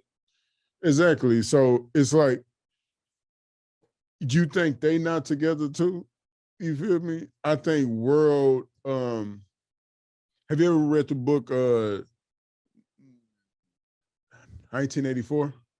I haven't read that book, but I've heard. By Oral. God damn, I forget his name. But anyway, the book called 1984, very popular book, American classic type shit. But anyway, it talks about world domination. I can't remember the name for what it's called, but where it's like when all the governments working together and shit. It's pretty much one government, bro. Huh? Collusion? Nah, it's don't even matter, but it's basically like all the governments and shit all working together and shit in this book, right? They create like think tanks and shit like that, right? So basically you're not really free. If you're trying to think outside the box to do some other type of shit, it's like you're gonna get off or sent somewhere away to where they get tortured or whatever, or reprogrammed or some shit like that. But it's basically one world order type thing, but they lie to us in each region. It's different regions of the world. It's not like countries no more or whatever. So it's like in each region of the world, they're lying and saying that we're at war with this place or they're at war with us. And but really that's not the case. It's just all propaganda and shit like that. You're not really at war. They just saying this and causing this mass hysteria because that's what creates patriotism type shit. If we're all screaming war, I hate France, I hate whoever, you know what I mean? I hate Afghanistan, Iraq, or whatever. That's what it is now. It brings the people together. You follow the government. You want them to take care of shit. The common enemy type shit. That's what COVID is right now. It's a common enemy. It's like we're all trying to fight it, but it's keeping us divided because, of course, it's America, like, or it's this country. People gonna feel entitled, all types of shit. It's gonna separate us. They know that. There's nothing that goes out onto the airways or onto TV or onto the radio or anywhere that hasn't been calculated, hasn't been measured, and then put out. You feel me? Definitely. So it's like all this shit, bro. I ain't never seen the government give away shit for free. But now we getting free vaccines out the ass. In medicine, bro, you can't go into the motherfucking ambulance without paying $500. And they give us all these free. That's a good point. I didn't think about that. Like it's in the back of your mind, it's a thought, but you never really put it at the front of your mind. Like they really never gave us nothing free. Nothing. There is nothing free in America, bro. This is a capitalist society, bro. Like we are man eat man, woman eat woman. That's what make our country what it is, bro. It's business rules all. It ain't about your religion. It ain't about none of that shit. We talk about that shit to make you feel better. Like, yeah, you're Catholic and all that, or you're this, or you're that. You still, you know what I mean? You belong, kumbaya, all that type shit. But the bottom line, if a business that's making billions, like an Amazon or something, need to buy up some land that a church on, guess where that church going? It ain't gonna be there too much longer, is it? It's not. They say one thing, but they do another. But that's just the way this country is, the way it's always been. You feel me? So do I believe there are conspiracy theories at play, or there are alternative motives at play? Absolutely. Do I think we can really do anything about it? Do I have any power to change anything about it? No, I don't. Am I vaccinated? Yes, because it's like, what the fuck else am I gonna do? They gonna make us do this shit. Well, facts. It's not really nothing. You can try and do all this hoopla. I'm not getting it. I feel like this. If they want you to have this shit, bro, you gonna have it. They already, if you go to New York, you gotta show all types of shit just to get inside a restaurant. Do you keep your vaccine card on you? Huh? Do you keep your vaccine card on you? It's in the app. Oh, damn, you advanced. I got so like, yeah, like I can have a card. I got the card too, but I lost it. But I got the app on my phone because I went to CVS and they keep all your histories for shots and whatever medication you picked up from them and shit like that in the app. So didn't I know that? I did that. But yeah, I'm just saying this, bro. They got us on some type of shit right now. It's not much you can do to get out of it until we see. I've always wondered when the new president comes in and they got to give up, you know, the secret books, bro, and shit like that. I want to know what's really happened, bro. And do they really get a president the book for what really happened? Or is that for like a secret order or some shit that's like they got the books? You know what I mean? Like definitely. They got the true information. No, definitely the president is usually what? Chosen before he is decided. I forgot what it said. Chosen before he is choosing. I forgot. It's like an old saying because there's got to be big facts. You know, and I think it's always been, I think Kevin Samuel said it, but it's always a kind of a known thing. The higher you go up, money talks more. You know, of course, we always get divided by, region, race, and all that. But at the end of the day, money controls everything. Money controls power. You know what I'm saying? Money is an antecedent good, which means it's not the thing that you need, but it gets you the thing that you need. As you get higher up, it's like, okay, how can we control making sure we don't lose this money? And you might hate this person, you know what I'm saying? It could be a Russian talking to a Spaniard, or it can be a French person talking to a Hawaiian. I don't know if they have any beef personally. I'm on the top of my head, but I'm just making. I was just finna ask, is that a thing? What's going on? No. I was watching South Park and they did some weird thing about the French Chinese things, and I was just like, I'm just going off. Right. But as you get higher up, you're right, but there's got to be a organization. I mean, this, Skull and Bones or the Illuminati or whatever it is, who's hiding almost in plain sight, who's making all the decisions, because the president, it can't. Because think about it is, we've had we're on president 46 now. Biden's 46, 47. Because they said Trump was 45 and Obama was 44. So Biden's got to be 46, right? So we've had 46 presidents. If they all got, let's say the past 26 got the book. Let's say the first 20 was making the book, or let's say the 20th president, whoever he was, made the book and gave it to 21st. You don't think by the 30th, someone would have said something they got, because yes, you're all in this inner circle of the presidency, and let's not lie. But if somebody would have said something do you mean to the people? They got. I mean, that's maybe why it took Kennedy. Maybe why Lincoln was gone. Because there's so. I mean, even there was more shoes in the grassy knoll. You know what I'm saying? I believe that was some mob shit, though. Yeah. I can see that too. I'm just saying, bro. That's the thing too. How much of how much of our history? I mean, who is it? I'm kill me. J.P. Morgan. I mean, he literally loaned America money. And I don't know if y'all know. So if y'all ever watched The Men Who Built America, first of all, I watched it 3 or 4 times. It's great. I watched history class, but the last 2 times I've watched it as an adult, or as someone who's older than 21. I'll say that. First time I watched it, I was 16. I was in high school. If y'all listen when I'm talking about J.P. Morgan, I'm talking about his dad. His dad made his money, they said, off the triangular trade. And they say it ever so slightly so you don't hear it. And I was like, hold on, he made his money off slavery? Because you figure he probably did, but they just have them saying it. And so, okay, so J.P. Morgan got his money from his dad, who was a slave trader, and then realizing this is the same man who loaned the government money. You know what I'm saying? They made the Federal Reserve. The Federal Reserve is literally like a bank of rich dudes who loaned our country money. Big facts. I tell people this all the time, the government don't even own them banks, bro. Bro, they don't. There's literally a group of people, and the rich of the rich, bro. The Rothschild, everybody talk about them, right? They financed wars.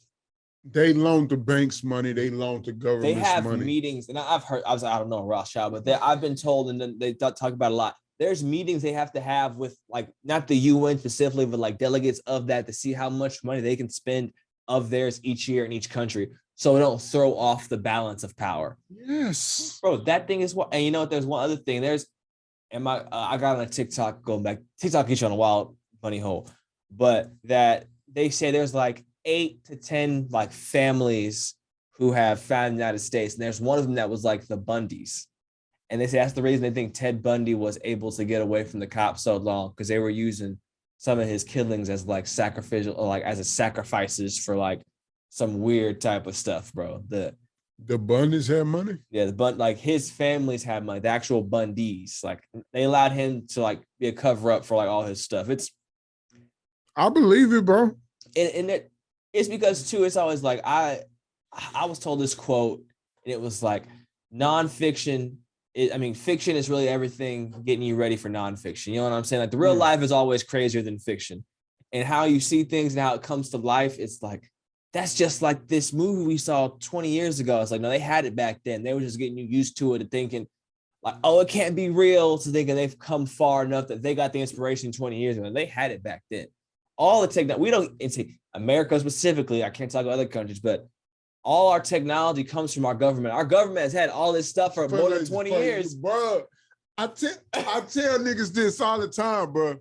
You think these iPhone technology and all this shit the military get everything first, and they've had it for years, bro. Years, decades, sometime even more. Bro, at least 20 years. Everything you've seen has at least the minimal stuff they'll give us is 20 years. Until they find a way to make it in a way to where it's downgraded far enough for civilians and at a cost to where civilians can pay for it and buy the shit. Like all the hottest cars, whatever. If you think it's flying cars are coming, the military got them hoes already. I mean, look at the drones. The thing everyone thought was a toy. I mean, it still is a toy that you can buy now. Bro, we've been calling what the military had drones. Like they've been had robots that can disarm bombs. Like they've had this stuff. And that's the tip of the iceberg they'll allow you to see. It's been robots on the moon. They sent robots to Mars decades ago. They just got there a few years ago, but they been sent them robots, bro. Them is robots. You know what I mean? Like they take technology, they can fucking analyze whatever. They can take samples. They can do all types of shit, bro. The rovers 1, 2, and 3 and all of them and shit. Like, yes, bro. Yes, man. This shit is all a game. This shit is all rigged, bro. Get your money, get your chicken, stack up as much as you can, try and make as much influence as you can, but just know, until you reach a certain type of level, it's niggas so rich out here, you can't even calculate their wealth, bro. Oh, God. Like, you can't even calculate this shit, and you thinking your band's doing something, bro? You living good in America because they allow you to, bro. Like, they allowing you to. I ain't talking about they gonna make the shit go back to slavery and all that shit. They ain't worried about it. It was never about race, bro. It was always about money. Always. They always follow the made money. 100% profit. How you think they were able to finance their war with England to get their independence? Because of the profits from picking cotton and shit. It wasn't because you was black, bro. None of that. It's money. Until people realize money rule all this shit, bro. Like, bro, you can't calculate the Rothschilds' money. You can't do that. You can't. You can't. You talking about Jeff Bezos got this much in there. He probably worth more than that. But it's people, his families out here with shit, it's Arabs, bro. You ain't never even heard of these people. And that's the funny part, bro. The people you hear about don't really even got the money. They don't got the money. Because people who got it don't want you to know about it. The less smoke on their tail is way better. Them the real G's. Them the real G's, bro. They don't want no one to know about it because you know wealth when you see it.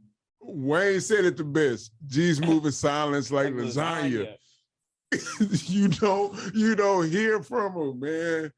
This shit, bro, is wild, bro. And that's the thing, bro. People really gotta understand. And that's why I tell people, like, I think it's a big thing. People gotta understand. You gotta always just say, keep striving for yourself and make sure your family good. Because one thing about all these families, is fucking Instagram. The Apple Watch lets you know whoever's messaging you. Yeah. But you gotta always keep doing, because you may not see presidency in your life, but if you keep working, your great-great-grandchild may be the governor, and your great-great-great-grandchild may be president. People gotta say this is generational things. It's not gonna all change with you. You have to make lifelong connections and do things for people over years and years. Going back to earlier, it's who you know over time. Let's say you have your daughter right now. Let's say you and King IU's kids go to the same school. They happen to go to the same alma mater. They graduate at the same time. They both, let's say one's a lawyer and one's, say a business, you know what I'm saying? A financial investor. It's like, okay, I know that. They end up making the first, like, one of the biggest criminal defense attorney things that happens to be in, let's say it's in Houston. They do that.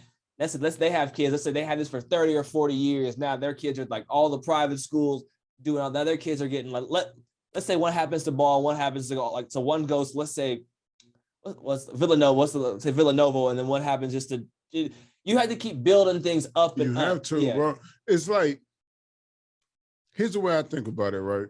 So half of my family is well off, the other half, is in the gutter, you feel me? I grew up with the family that's in the gutter. I feel like my first meal, it's gonna be the kickstart. Like all these NFL players and NBA players who first generation money and shit, they just to start. That's just baby money. But now what's gonna happen is when your kids grow up, your little cousins grow up, your nieces and nephews grow up and shit. Now you got to have them in place, have them into my right mindset to go to college or whatever and get certain jobs and shit like that. Boom. Now when your family grows 3-4 generations down the line, your family tree is going to be so big just from you and that bag that you secure, right? Exactly. It's going to be so big. It's going to be hundreds of people now, like thousands probably, in like 4 generations or something like that. That's probably 800, 900 different people. Easily. And so it's like they all went to college, bankers, doctors, lawyers.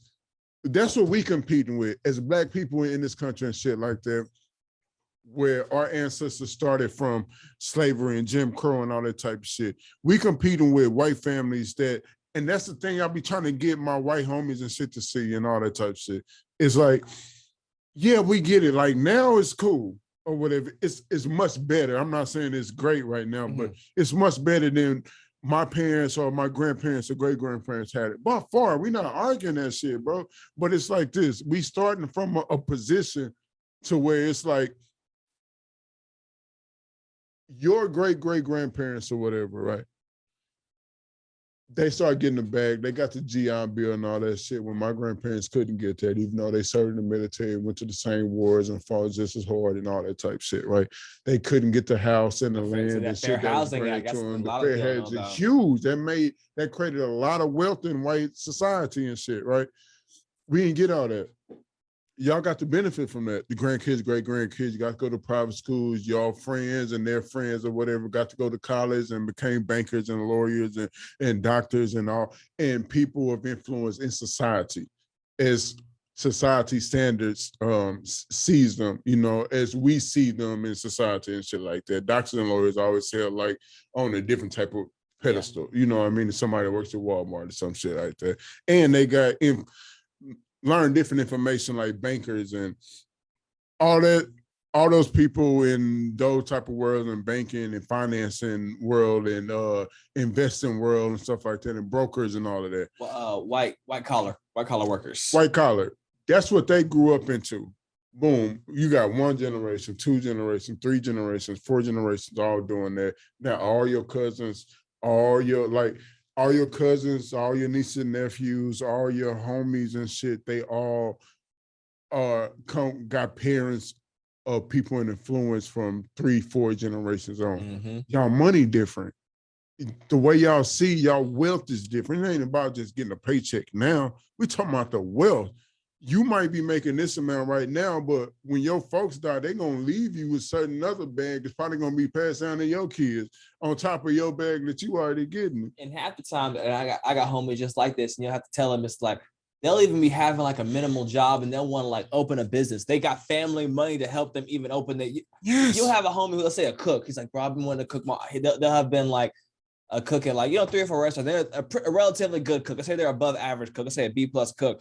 And they'll have a minimal job, but they'll have family money, like you saying, but they're like, okay, we'll finance you to get a food truck. They'll have the good credit and they'll have the backing. They'll have the place to put it. Parents built. People don't understand this, like, and my Black people in the hoods and shit don't understand this. When that white kid graduating high school, he probably already got 750 credit, maybe 800 credit. Because you can I learned this from my white friends, my older white friends and shit, who I worked with or whatever on jobs in the business and shit, who are in financing and shit like that, bro. They take their kids, add them to their credit line when they like 14, 15 years old, right? 14, 15, add them to their credit line. So when they graduate, their credit is already whatever their credit is. It's like 850. Well, not 850, but like in the high 7s, in the 7s at least. High 7s, low 800s. It's good. They coming out the gate shooting. You know what I mean? They solid. They got credit cards in their name and shit like that. And now I be telling people, like, I had a debit card most of my life. It don't even make no sense to have one, bro. It makes none. You should just be buying shit on credit and building your credit. Why are you using this card? And why is your money sitting in this bank? It's not accumulating no interest or none of that shit. It's not growing your money. And then it's not doing shit for you at all other than you spending your money. That's all it's good for, is you taking your money and you spending it. Well, let's say this though. How often do, and I agree with you 100%, but how often do we not pay our bills though? How often? Cause I know I done signed up for a couple programs that were only worth $40 a month and I had lost a job. And then now the fees still come out of my debit card. You know what I'm saying? So like that would have fucked up my credit score.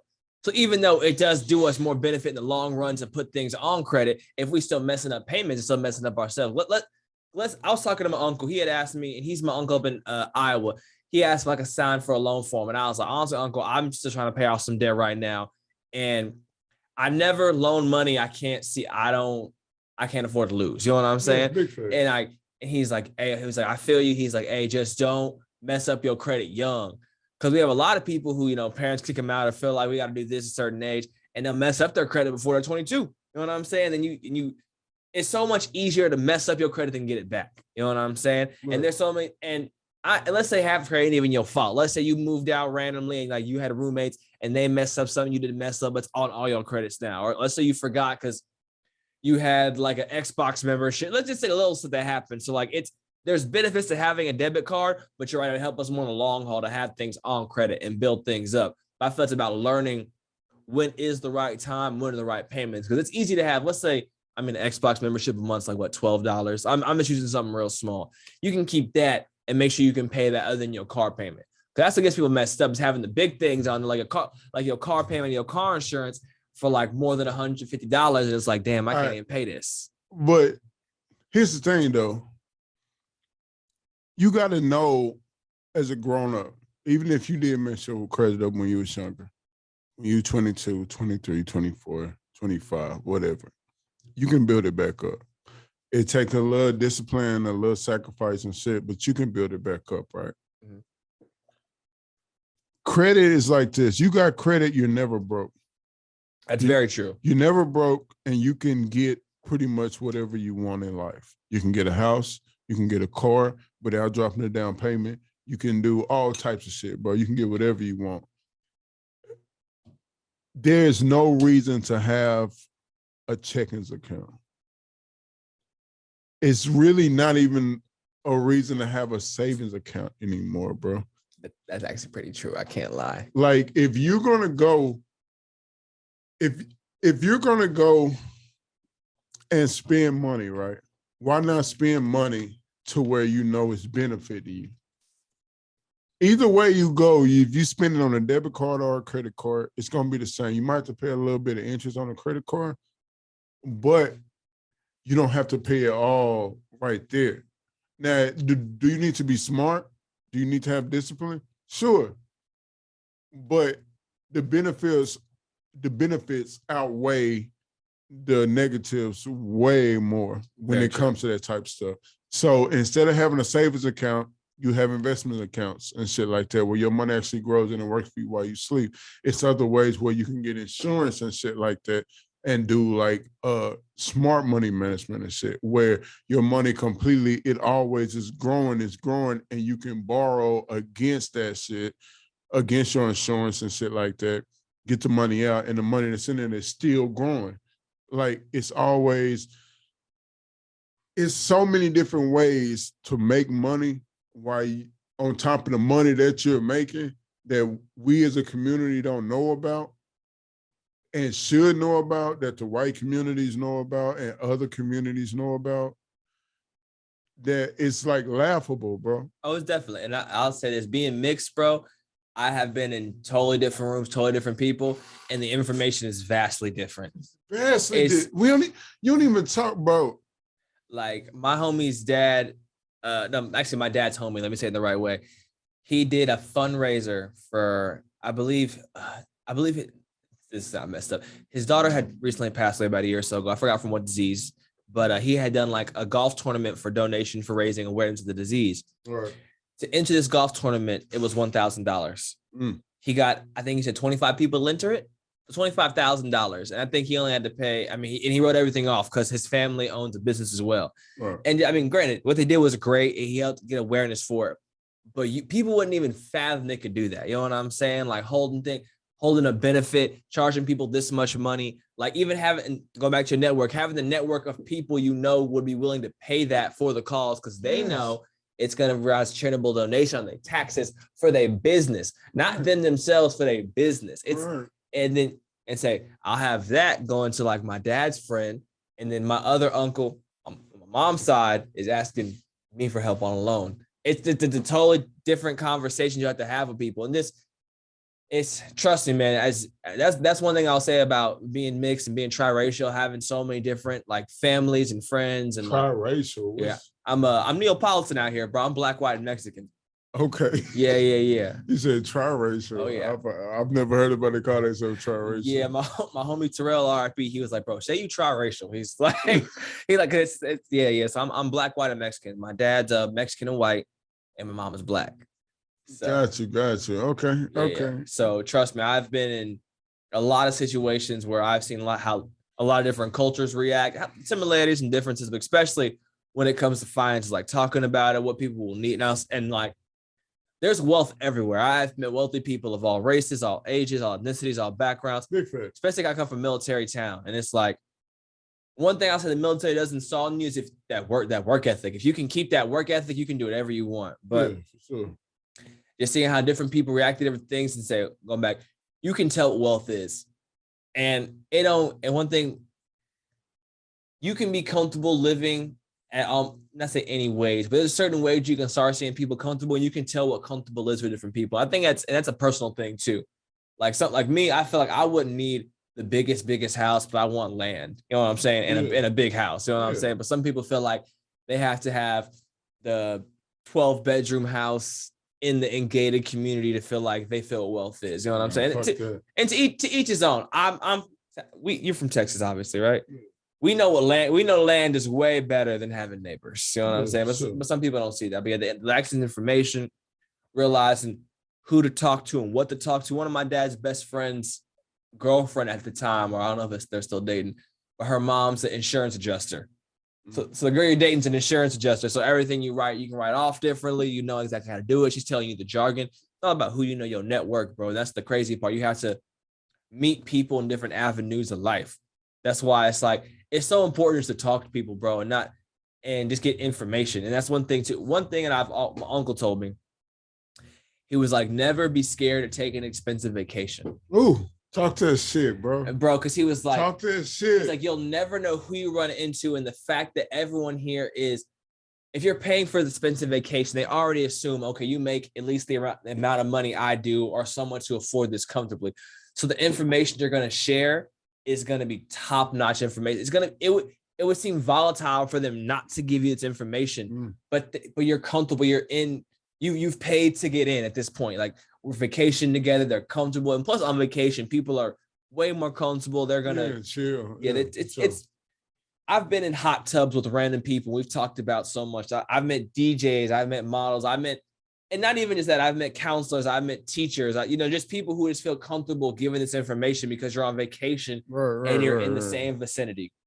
I've done the same thing, bro. Like, I try and travel as much as possible. I take expensive vacations, even if I gotta go by myself. Like, I just go. Self-love's the best love, bro. Bro, I like to be gone. Like, I like to be out of country. I like to be, if I'm one deep, bro, I do a lot of shit one deep because I know I don't gotta worry about nobody else. And I know I can interact with other people like on any level, you feel me? So I'm gonna have a good time. Oh, facts. And I'm gonna meet people, you feel me? And what you just said is very true, dog. Like, let me see. I went to Jamaica, right? So I was out there by myself. I just went out there to go vibe and shit. And I went out there, right? And I'm chilling on the beach and shit. It's dudes out there and women that sell weed on the beach and shit, you feel me? And so it's not great weed though. You probably want to go like from what I learned, you go out like to the mountains and shit like that to get like that top-notch shit, right? And so, but you meet them and shit like that and you're talking to them. So I'm on the beach, I'm out, it's like 2:00 in the morning. I'm out there, I'm pretty much ass naked, bro. I'm drunk to the motherfucker. I'm drunk to the motherfucker off rum and shit, right? So I'm on the beach. Basically, I'm in my boxes, but I'm getting ready to get naked because I just want to be out there. I'm on shrooms and shit. So I just want to be out there like ass naked on the beach. It's nobody. I got a house or whatever and shit. I'm staying in and I got good weed. I got shrooms. I want to be ass naked on the beach. It's Jamaica, you know what I'm saying? Jamaica. You feel me? I'm out there, right? I'm getting ready to get ass naked. I'm getting ready to drop the drawers. This white couple is walking down, bro. Like just walking down the beach. I'm like, fuck, man. All right, cool. I'm just gonna wait for them to pass, and then I'm gonna drop my drawers. They come, the dude, he's like, hey, what's going on? And then he's like, but I got locks and shit, right? So he was like, hey, what's going on? And he was trying to talk to me like, you know, like I might be Jamaican or some shit. That's what you said, lock. So I was like, okay, so you probably think you from there. Yeah, continue. So I was like, hey man, what's going on? And he was like, American? I was like, yeah. And he was like, are you from the South? I was like, yeah, I'm from Texas. Like, hey, me too. You know what I mean? Hey, hold it down. Hey, man. It's a wrap now. So like, we talking and shit, vibing out, having fun. I got some shrooms in my crib. Like, I'm on like a beachfront. So my shit right here or whatever that I'm paying for the week I'm out there. So I'm like, hey, yeah, man, I'm just out here chilling. I was about to get naked and go skinny dipping and shit. And it was like, oh man, that sounds fun. That's adventurous. And they started asking me what I do and asked me who I was staying with in the house. And, you know, normally I would be like skeptical and be like, let me be on my P's and Q's and shit. But quiet as kept. Like, I got a little family in Jamaica, so I had some. Yeah, you had BB real easily. Things with me, you know what I mean? Like, I was protected. If anything popped off, I had something to, you know what I mean, get to. But so anyway, we started talking, started asking me about the house and shit. And then I started kind of get like, oh, he don't think I can like afford this vacation and type shit like this, you know what I mean? And so I'm talking, it was an older white dude, you know, he was probably like in his mid 40s or some shit like that. And so I was like, oh, you know, at the time I was a student and shit. I was like, yeah, but I'm a student and I work in film and shit like that. And I write. And he was like, oh man, that's cool and stuff. And he's like, he started asking me about like the money and shit, like how that worked. And we started talking about that and I asked him what he did. And then he told me that he owned a car dealership. And I was like, oh man, that's dope, man. You own a car dealership? He was like, no. I own car dealerships. I was like, one quick flex on him one time. Quick flex on me real quick. He was like, I own car dealerships. I was like, oh man, that's dope. You must be making bread. Now we sat there, it was about 2:00 in the morning when I started, when they first started walking, almost 2, they started walking up on me. We sat out there and talked about 4 hours, bro. He lets me up on so much motherfucking game. We on shrooms, bro. Like, I ran back in the house. They came in the house. They got a little drink and shit. We went back to the beach. Had, popped the shrooms and shit. We were sitting out there talking, bro. Just laced me up on all types of shit. Like, just about taxes, about cars, about buying cars and how to, get the best price, when to trade them in, when to do all types of shit. I'm just like, God damn. It's the most random shit ever, bro. Like, I'm stoned off my ass, right? On shrooms and shit. The lights popping, beautiful, the stars crazy. And I'm just like, he lacing me up on this game. I don't know if I remember this shit tomorrow, but I appreciate you. But it go to what you were saying, though, like paying for an expensive vacation and you never know. Like, I never thought about that to tell somebody that. But when you said that, I was like, God damn. That shit is facts, bro. Like, you got to do that shit. I put the whiskey up on the desk because now y'all see what I've been drinking. Texas Blend, if y'all want to hit me up for a sponsorship, man, I got y'all. But I respect y'all shit, man. I like it, bro. Bro, we've been on this bitch for 1 hour and 43 minutes, bro. Hey, bro, I was one of the most talkative in high school, bro. I'm a talker, bro. I can talk for a while, man. I can talk too, man. Like this type of conversation I like getting into about finances and about conspiracy theories and shit. That's my shit. I'm a vicious reader. If that, like, I read all the time, and I like to read different shit, mainly about finances and conspiracy theories. And like right now, I'm like in a mafia type phase to where I'm reading. Because you have about mentioned the mafia like 2 or 3 times. Have you gotten to like the Elvis mafia kind of phase yet? I haven't gotten the Elvis mafia. What's So, going on with Elvis? so lack of a better word, Elvis was kind of the first 6ix9ine. He was the first 6ix9ine. He snitched? What? No, he didn't. He was the first one to really have like the mob behind him, like backing the guy. Oh, I see what you're saying. So really, if you look at it, I mean, we all know Elvis, perpetrated like black culture, black music. We all know that. So that's the easy part. I feel like I don't have to say it to preface everything, but just to preface it. Right. The thing was pretty much he was the first dude to really have the mob's attention because the mob really ran Hollywood in a lot of the early 19 like 50s, 40s, 30s to this day still. But that's a big fact. If you look at Elvis, a lot of people he gave him money first and were pushing him. He was always around the mob. But if you look at even the hairstyle and how he would dress was very mob related. When he would tour, he would always go to a lot of like known mob spots. So it's like it's documented. It's not like proven, but it's well documented that like he was one of the first fronts for the mob. That's why his shows were so big. That's why he had so much money. That's why his career almost seemed larger than life. I mean, he obviously had good songs. Let's not lie. Like, Blue Suede Christmas is a pretty good song. I play it. You know what I'm saying? I know. So I actually have a couple of Elvis records. I mix. I got a lot of music from everywhere. So I have like 2 or 3 Elvis records. But it's believed that he was one of like the biggest fronts for the mob as far as like concerts, merch, studio. I mean, just everything. They almost Ozarked him. Like everything they did, they charged like they said it was double on the book. So he's believed to be one of like the biggest like mob fronts and people just being like, you can't fuck with him because we fuck with him. You know what I'm saying? Mm-hmm. So when you get in time, look up. He's one of like the bigger known ones, I guess. But because he's who he is, he's the king of rock and roll. They try to water it down, and there's a lot of repeat information.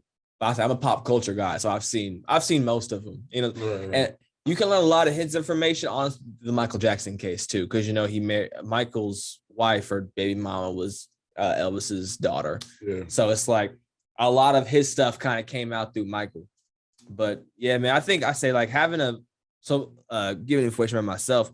My family, we're blue collar workers. Talking about white collar, but so my uncle owned a small air conditioning business, and my dad owns like an installation business. So like they started from scratch, and I didn't realize how different that made my mind state until after my senior year of high school. Me and a couple of my friends, I started a clothing line and called it Parago, and so we're from Killeen, so like I know y'all probably, I guess not like it's 2014.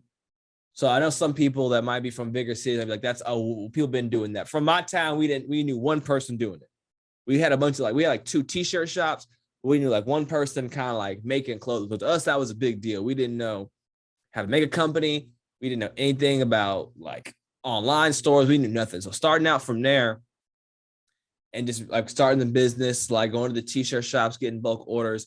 And then as we got close like to marketing and branding, I didn't realize how much I knew about a business until I was around people who didn't know. And that even to my extent, even though my families didn't have there was we had a lot of shit. Even though my family had the business, but we weren't super, super successful. Like we're doing decent now. Like we'd be able to make a living.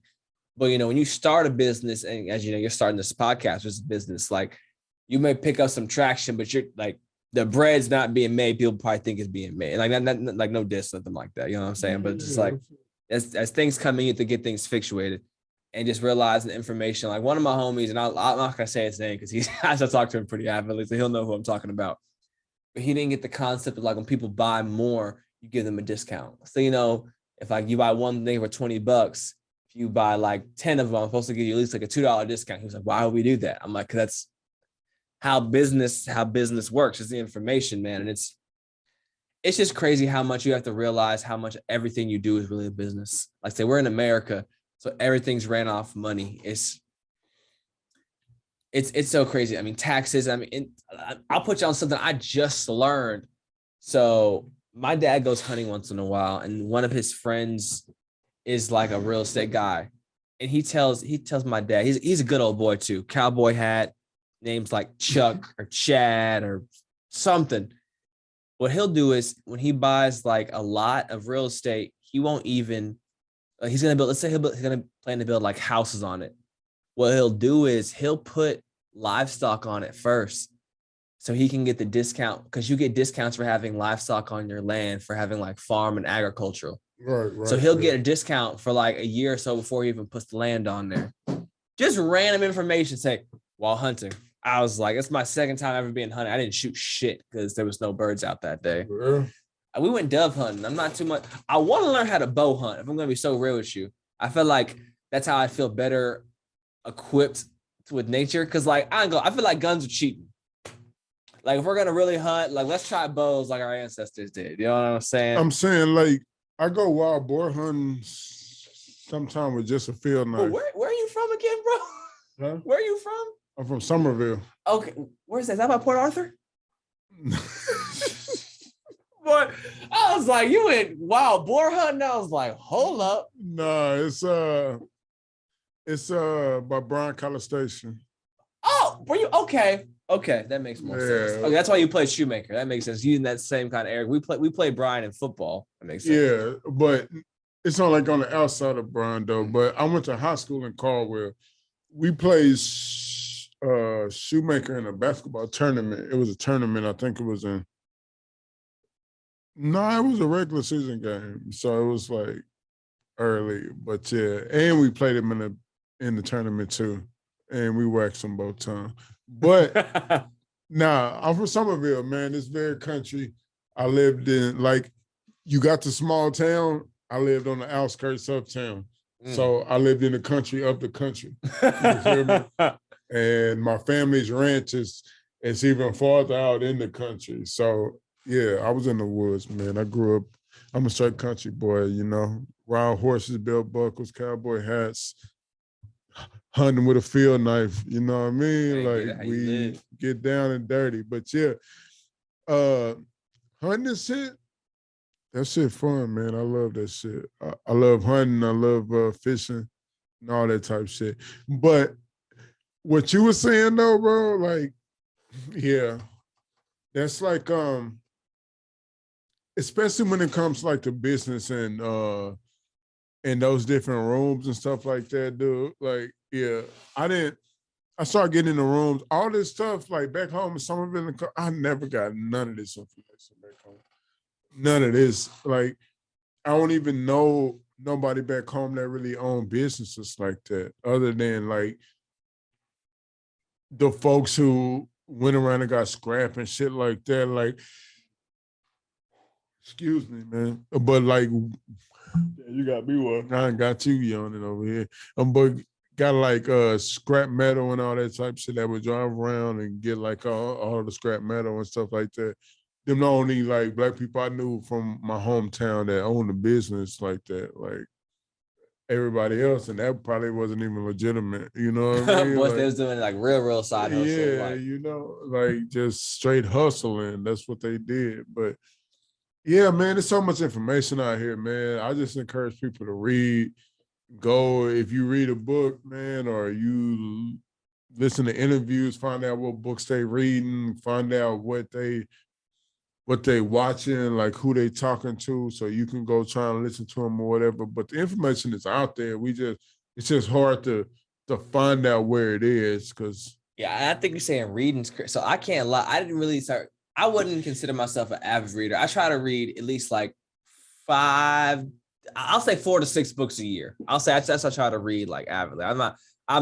Because one thing I have a problem like putting books down and coming back to them. So like, not a problem. That's kind of my phase. Like I'll read like, hey, you ever be so good on a book, you got to put it down for a little bit. Like, oh, they was doing too much in that chapter. I got to let that simmer for a little bit.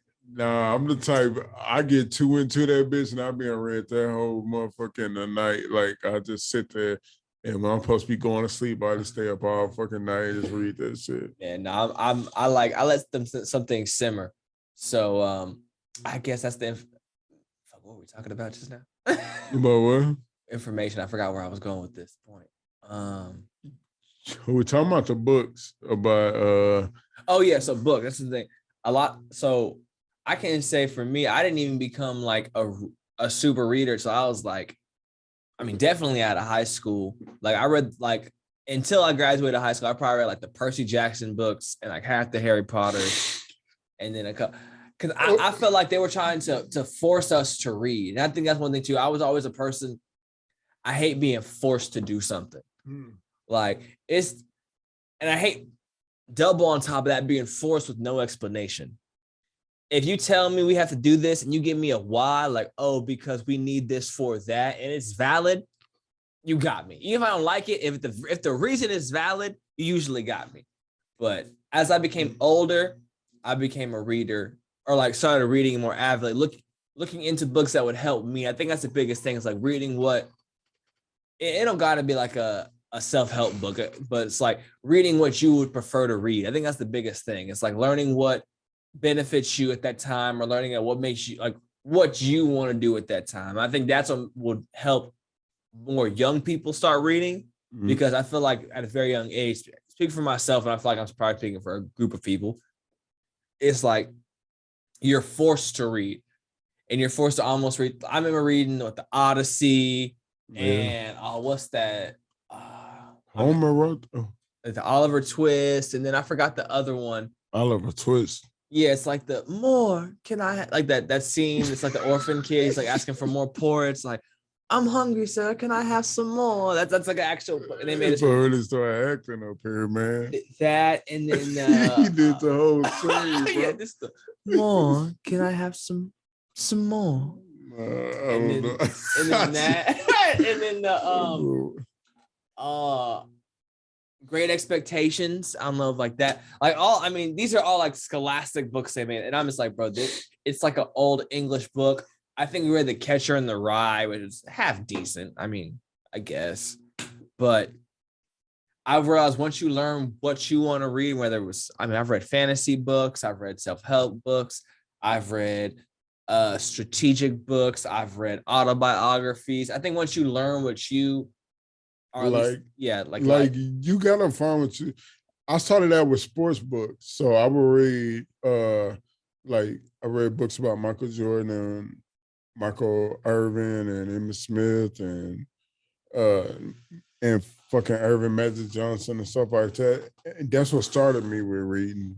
And then I went to jail one time, one of the many times I've been in jail. But I read this book and it like kind of took me out of there.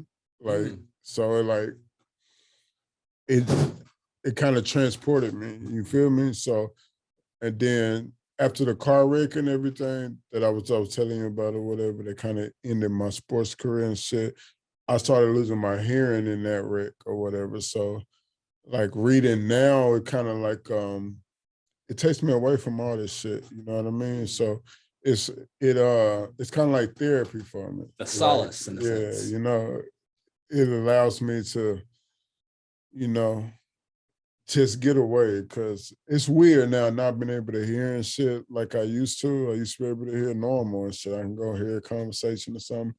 But now, you know, I got to wear a hearing aid, or like if I'm not wearing that, then like you got to be speaking up and shit. And it's just weird, man. It's just weird. I'm still not comfortable with it, even though it's been years now. I'm still not comfortable with it. So yeah, like reading just allows me to escape, you know, and just go back to a different time, different place, go inside somebody else's mind, you know. So that's why I read now so much. It's not that it's like,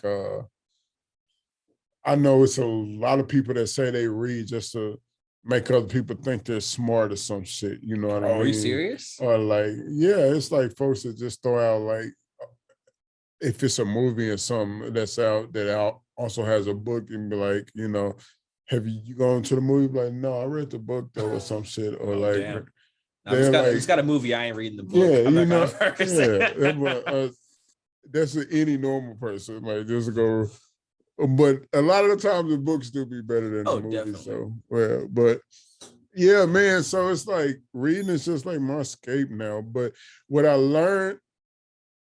And all of this, is so much information out there, bro. Like, if you're willing to really sit down and go find it, you can find all the information that you need for whatever job that you're trying to do, whatever career that you want to have. The information is out there.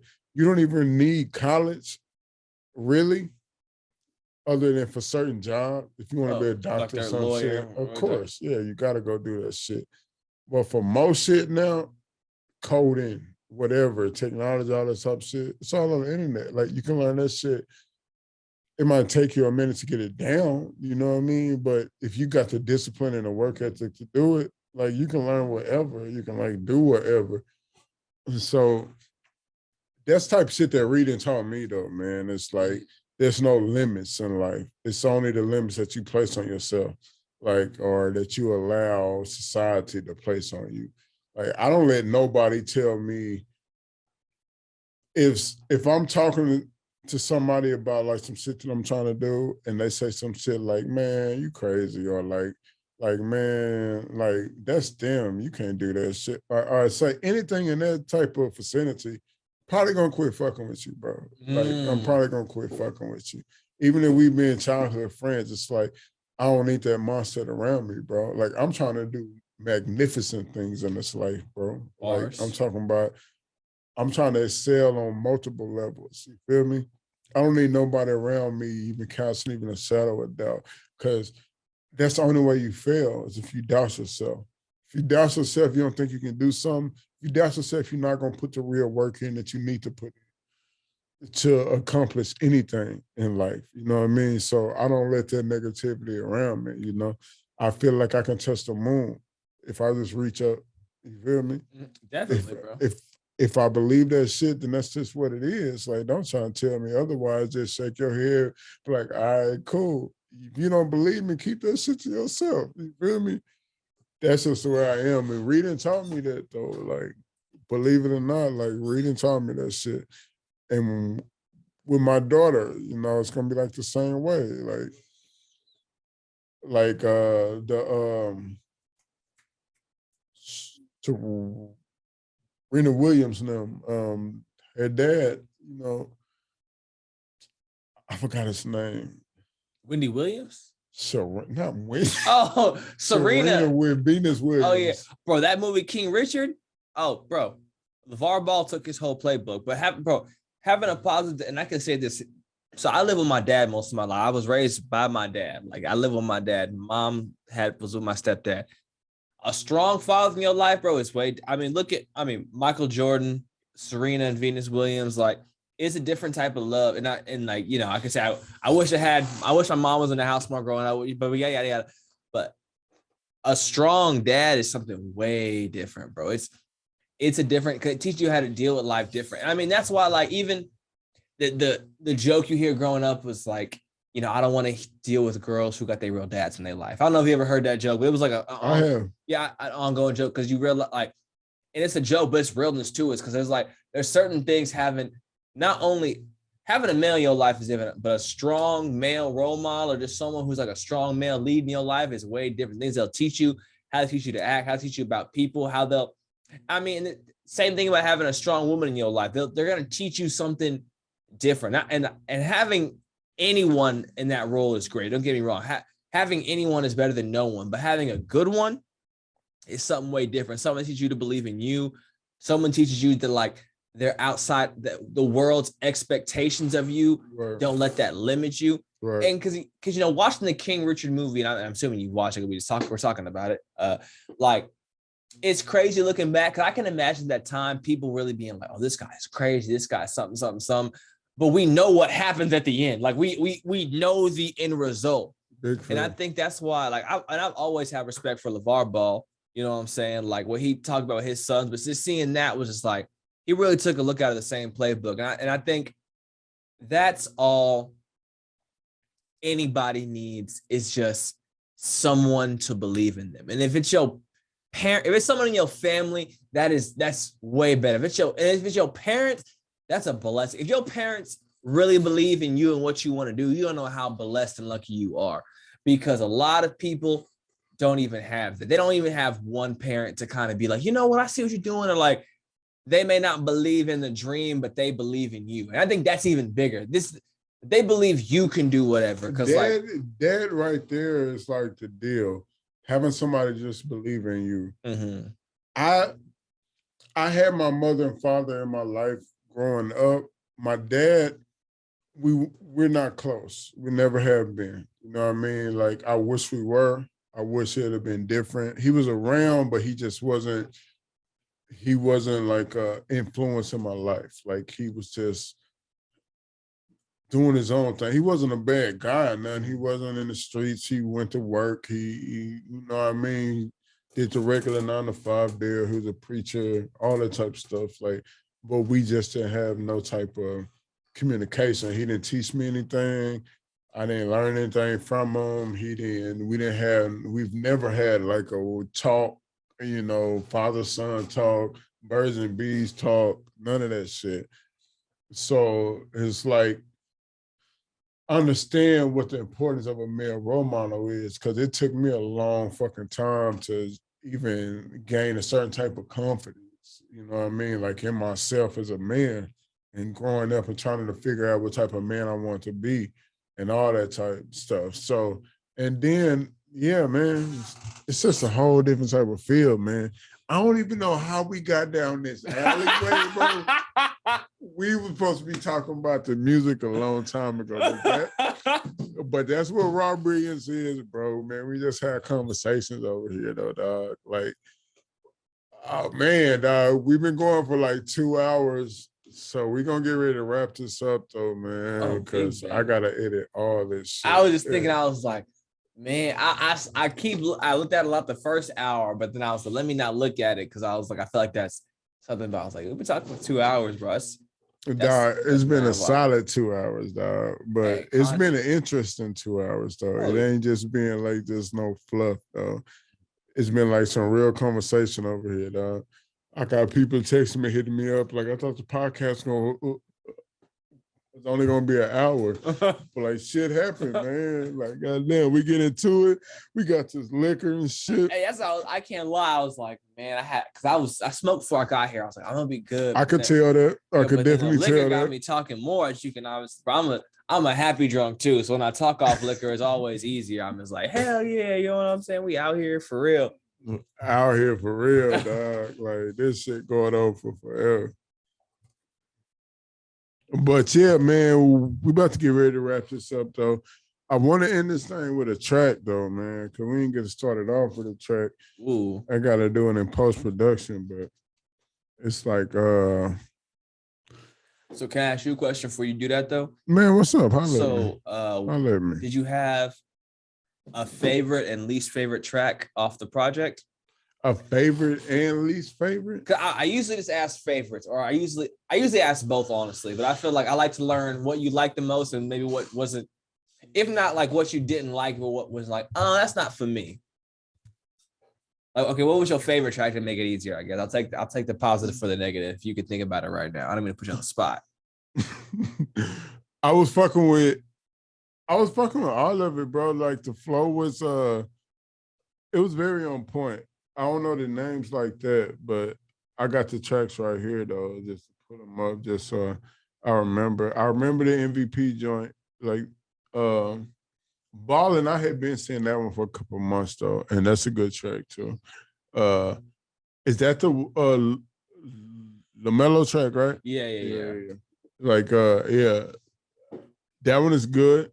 I like Storm, for sure. But least favorite, I don't really want to say a least favorite, bro. Like you can tell me off camera. You can tell me off camera if you want. Like it was I don't know, least favorite. They all kind of had like I liked them though. Like I ran through the whole 12 projects. Like some of them though, like I would say in the production area, like post-production and shit like that, you know, you probably got to tighten it up just a little bit in the engineering room type shit. But other than that, bro, like, honest, I could feel what you were trying to do on each single track. You feel me? So it was like, I like the beats. I like the flow. I like how different it was. My favorite track was which one was he singing on? Regardless. Huh? The Regardless track. Regardless? Yeah. Is that what it was? That was probably my favorite because it caught me off guard. it was like he was singing. Like he was singing. Oh yeah, bro. I'm a big singer. I was in choir. I mean, through middle school. I made varsity choir my freshman year. I was trying to see who was featured on here, bro. I was like, who the fuck is this right now, bro? Like, boy, that's a real R&B shit. Like, I was like, he's singing, bro. Like, what the fuck happening?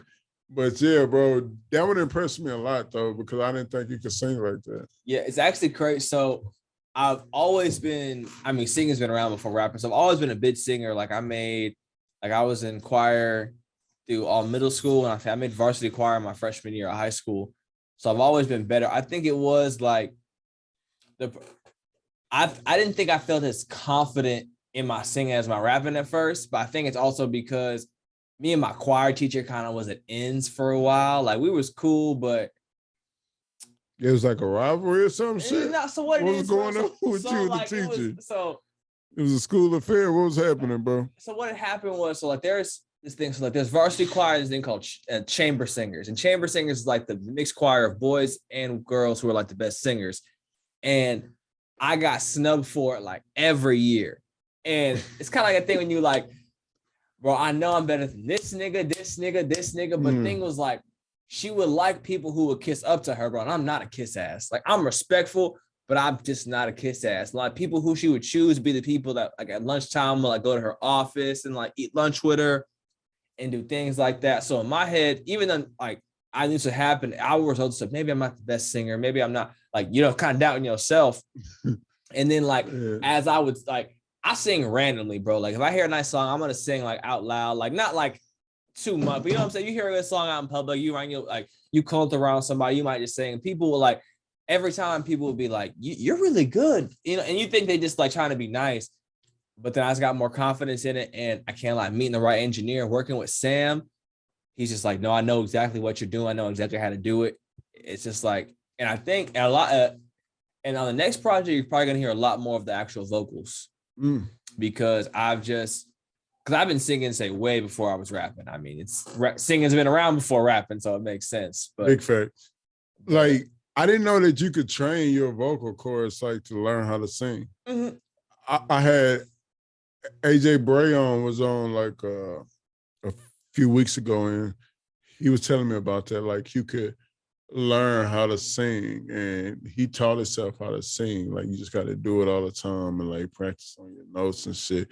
Like I didn't know that. I thought it was something that you have to be born with, like just natural singing. Bro, if you look at, and this is the reason why, like going back to the comedians conversation, if you look at a lot of comedians who like kind of can have a musical background, because then if you look at like the late 90s to early 2000s, there was, well, even before that, like even Eddie Murphy and them, a lot of people who were like those singer, actor, songwriter kind of people that you didn't know what you were going to blow in. So you just did everything. You know what I'm saying? Right.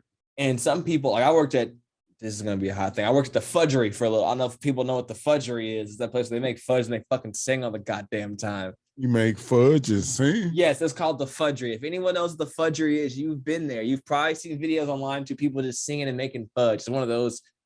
Y'all gotta, like, it's a part of the job. You have to sing and make fudge. Yes, that's a song. It's like supposed to be like a jolly little. So y'all was basically some Oompa Loompas in that bitch. Bro, we singing, making. Hey, but the fudge was fire, bro. I still use that technique to like cook my eggs because it's oh shit, because it was a love in that shit. God damn it, y'all was singing on that motherfucker, bro. But yeah, so anyway, like that fucking mic is killing you, ain't it? Yeah, but it's cool. I'm kind of getting with it, yo. Because this is how I really sit. Like I gotta lean to my left side. So the crazy part is this is actually very natural. But anyways, like you can train your voice because anybody can sing. The thing is, like certain people can sing. Yeah, like there's a big difference between singing and singing, but singing is just holding a note and having good tone. Yeah. And at the end of the day, it's like there's different songs for everybody. And that's one thing, like your choir teacher, and I never had a vocal coach, but what people who sing a lot will tell you, like, that's why some people only do a certain genre. So you think that's why Drake's so big? Bro, if Drake, and I was telling this to my homie today, Drake ain't the first dude to do the singing, talking thing. Bro, are you talking, bro, Big Pokey I would start naming so many fucking Bro, Houston rappers and shit. that's literally like, bro, that explains so much about his early career. If Charlie Boy came out today, he will be a fucking megastar, dog. He is literally Rod Wave. Bro, yes, and he is literally Rod Wave, bro. And like the exact same person. And people don't know that, bro. And like in my opinion, I say this might be the most popular thought, but Zero is the biggest rapper out of Texas, bro. Bro, Zero's so motherfucking talented, bro. Like, what cut his career is like all the jail and shit. But other than that, bar for bar, singing for singing, however you want to do it on any battlefield, he the truth, bro. He got it. He the truth. And the thing is, like, he don't be doing too much. He should have been a superstar. He should have been a superstar, bro. And I'll say this though, all this shit was just sad. Sad in a bitch. You know what his thing is? He didn't make music you could hang around your friends with. All his shit's about being one deep.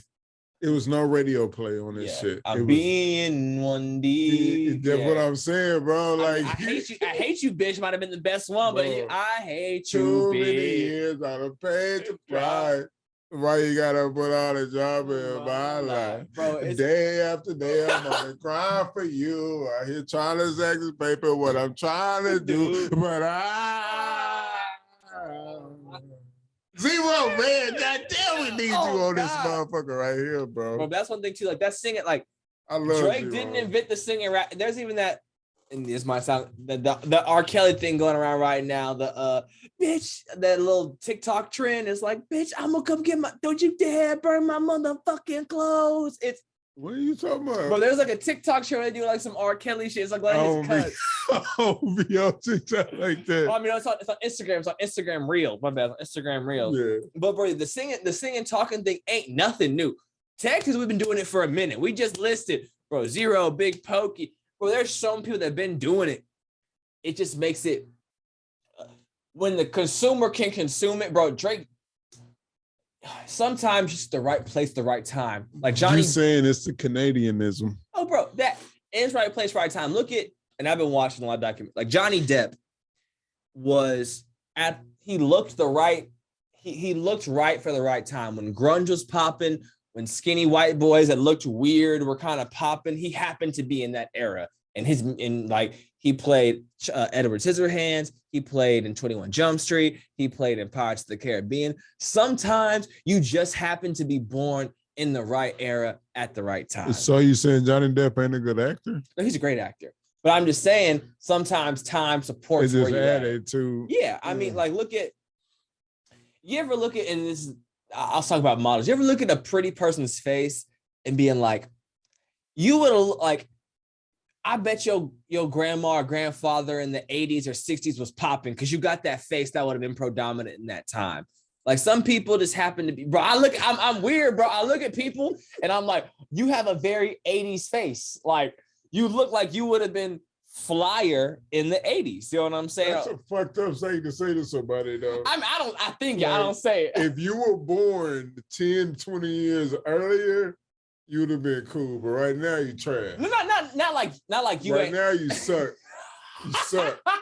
Okay. Well, no, I mean, like, it's like the beauty standards. So this like there's people like Sam Darnold, the quarterback for the Panthers. His dad was Marlboro Man. This is like, and he was like the Marlboro cigarettes. His dad was a Marlboro dude. No, his grandfather was, I don't know if that's stopping. Yeah, so his dad was Marlboro Man, which is like Marlboro cigarettes mascot. And if you look at Sam Darnold's face, he has like an older, like 50s, 60s face. He definitely does. So that's what I mean by saying sometimes you just born in the right generation. It's like Johnny Depp. His grandpa was a Marlboro dude? Yeah. He went to Sam Darnold went to USC. Like if you go to USC and you're the quarterback, you got to have something like that. But I say it to be like, so Johnny Depp was like, when he was popping, the grunge scene was popping, the skinny white boy look was popping. There happened to be just life lined up for him kind of correct. You know what I'm saying? Like sometimes you're just born in the right. Drake, you were on Degrassi. Because if you're going to be real, Drake's kind of like he's not a Disney Channel artist by any means, but he does kind of fall on that saying you were an actor on you were a child actor on a major kid network and you decided to do music. So there's like a big thing that fall into it. He happened to just be born at the right time. I mean, and one thing too, and I always say this too, Drake and J. Cole's career could have been so different depending on who chose them. Because if Drake had went to Jay-Z and J. Cole had went to Wayne, their careers would not have been what they are today. Explain this more. Okay. I need to understand this. Why you say that though? Okay, so if you look at where Wayne and Jay-Z was at the time, let's start with them. Jay-Z, he had slowly been taking I think he had finally came back from saying like there's a hyphen in his name to not. He had maybe dropped Magna Carta, Holy Grail, which had made the impact because they had sold like platinum on like cell phones. That was after Drake came out though. Was it before they got signed? So who, Drake? Drake or J. Cole? Because they were like Drake, Kendrick, and J. Cole were all signed almost a year apart from each other. Magna Carta, Holy Grail came out in like 2013, 14. And when did Friday Night Lights come out? When did Sideline Story come out by J. Cole? Sideline was like 2011, maybe 2009, 2010. What? Yeah, that was a minute ago. What? Now you, well, I ain't gonna look it up right now. But so that was years apart. So let's take that back. But I'm saying Jay-Z was still, he was still Jay-Z, but he wasn't because the top in 2014, Forest Hill Drive dropped. Yes. 2014. Magna Carta Holy Grail probably dropped because I remember I was with my ex when that popped out. So I was probably like 2000 and he had like 12, 13. So 12. So it's that Born Sinner. So all that. So that came out. But I'll throw that out of the conversation. But anyway, Jay-Z he was still Jay-Z. He was still Beyonce's husband, but he was a veteran in the game at this point. Wayne was the hottest thing around when the hottest things was hot. If you look at their style coming up when Drake and J. Cole was coming around, I feel like Jay-Z had already signed Kanye at this point. We already know that. Kanye was already Kanye. He was still a producer rapper. So it was like, okay, he raps a little bit more traditional, but he's still in this producer rapper vibe like we already did with Kanye. Even though Dame Dash, the one who kind of really wanted to sign Kanye, Jigga got all the stuff, all the beats, and people kind of credit him more. Yeah. Wayne was the hottest thing out when hottest things were out at this time. Yeah. So Drake coming up, and we seeing like, okay, because let's be real, Disney Channel and Nickelodeon stars had been blossomed. We've seen that happen prior to that. So Wayne, I always say this, I talk to my homie Fat Boy RIP about this a lot. I feel like Wayne came to Drake on some big bro shit. Like, bro, we see what you doing. It's not, because it's very untraditional, like that his singing wasn't even like, he was trying different melodies, trying different tones out. Because you look back at all of Drake's, early Drake was a little different. Yeah. Before he met Wayne, you definitely see the Wayne influence. Mm-hmm. When Drake popped off, that was Wayne influence that popped him up. Them early Drake albums were different. Like you still seen he had something, but he wasn't what he was when he made You the Best. Yeah, when he had dropped all like the hits we know him for. And you look at J. Cole, like his like Friday Night Lights and the warm up and all that. That even his flow. I mean, early J. Cole legit just sounds like Jigga Nods and Tupac. And he even says it in all his own, and you'll hear it. Like you'll hear like it still sounds like Cole, but you'll hear flows where he like picks it up and like what was it? The Two-Face. I forgot what track it is on Friday Night Lights, but that just sounds like a Tupac cut, hard. And I'm like, I feel like that was a more traditional sense as far as Jay-Z, like what Jay-Z would hear. Like, okay, he's still doing somewhat of the melody like 50 would do in the tracks, but it's not too over exaggerated. Right. So it was a little more traditional. And plus, J. Cole was wearing that signed by Jay-Z or Die type t-shirt. That's what he always says in his old interviews. So I feel like because Wayne could do no wrong at this time, it was easier for him to take a chance on Drake, who, in a sense, it was still a big risk because he was still a Nickelodeon Degrassi. I say Disney Channel star, but we know he was on the end, which wasn't Disney, but that same caliber of star. It was easier for him to take because one's like he already has a back and people are going to know who he is. He's light skinned. At that time, it was like Wayne was so tattoos and dreads. And he's this clean cut, light skinned guy who's happens to be Jewish. Mm-hmm. And so, but J. Cole was still trying. One thing, J. Cole was trying to be more hood than Drake was. Drake was trying to be hood. You can even tell like by the Ashton Martin music, while the video, like he's singing softly, but his motions are still a little bit harder. But I feel like Wayne saw like, bro, It might be the greatest Drake verse though. It might be. It might be. It's definitely up there. I can't lie. I've talked slicker than a pimp from Augusta who just had his linen dry suit clean. Bitches, what's up with you? I hate calling the bitches, but the bitches love it. I took some sense and made a nigga love it. I'm murdering all daughters to cliche mothers with them lips and all that listed cousins. You never too grown up to miss and hugger. Man, he killed that shit, bro. He killed that shit. And I haven't heard a verse from Drake yet that makes me, maybe if Fireworks was live too. Ooh, Fireworks. You know what I mean? People don't appreciate Fireworks. He was what? People don't appreciate Fireworks like they should. But he killed that shit because I got a lot of like the same type of shit. Like it was kind of like he was talking for me in that motherfucker. You feel what I'm saying? Like, yeah, I fuck with Drake. If Drake would have signed with Jay-Z, that's interesting though, bro. Because I feel like Jay-Z would have made Drake, and I'm sure Wayne got Drake some vocal coaches. I don't know or confirm, but I feel like Jay-Z would have made Drake singing become a little bit more, not Mary J. Blige's, but it would have become a little more monotone, like kind of like 50 Cent's. I feel like he would have made Drake be more 50 Cent. Like if you look at all of 50's old, like really all his hits, he's singing, but it's very just, it's kind of like more of like a bounce kind of thing. It's very like hood and like, shit. Not more like chain gangish. Like it's not like too much. Gang. It's very easy for everybody to sing. It's not too high of a vocal stretch. But see, I don't think Jay-Z really played any part in J. Cole's career. I don't think he didn't give him no verses. I don't think he was in the studio with him because Cole even talk about like the only time I hear Jay is when I want to see how the song is after it's already finished. So I don't know how that's really how he affected J. Cole's career. I think J. Cole was just already getting better and better within his craft. I think Drake is different. I think he would have been different had he signed to Jay-Z. I think Cole would have been, I agree with what you're saying. They would have been different at different points in their career. I think Wayne is really like, he created two monsters. Oh, but so did Jay-Z with Rihanna and Kanye. But did Jay-Z really create them? See, it's just like the J. Cole thing. I don't feel like Jay-Z was ever in the studio with them other than if they was on a track together or something, but which is rare. Kanye got them. They got a whole album together and shit, but Jay-Z respect Kanye in a type of way in music that it was like, okay, you did this shit without me. He created Graduation and shit without Jay-Z. He already had that shit in the bag. So Jay-Z respected him on another level, like, oh, you did this shit without me. You already great without me. Let me come and add to this. Let me come and take some of that shine for my shit, my future projects as well.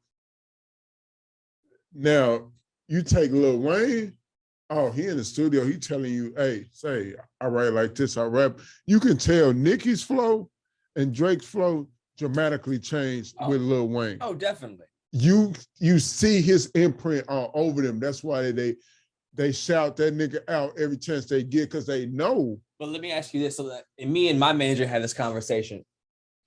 I think, and even though Wayne did so much, did he do more than he did more than Jay-Z for them? But like most rappers who sign other rappers, he just gave them the platform and also gave them verses. So and the clout. Yes. But let's say this though. But Wayne there was nobody who was as hot when they was hot as Lil Wayne was as hot when you can't debate me over that. They were playing Wayne's mixtapes of other people's songs in on the club. Radio. Yes, over them. Yes, he was at a different level. So like I feel like he did what you were supposed to do, but the fact that his platform was so big, and the fact that who he was, what he was, we give him, and it sounds, and I don't want to take away from him by saying this, but we give him almost more credit for doing what he did because we forget how big he was.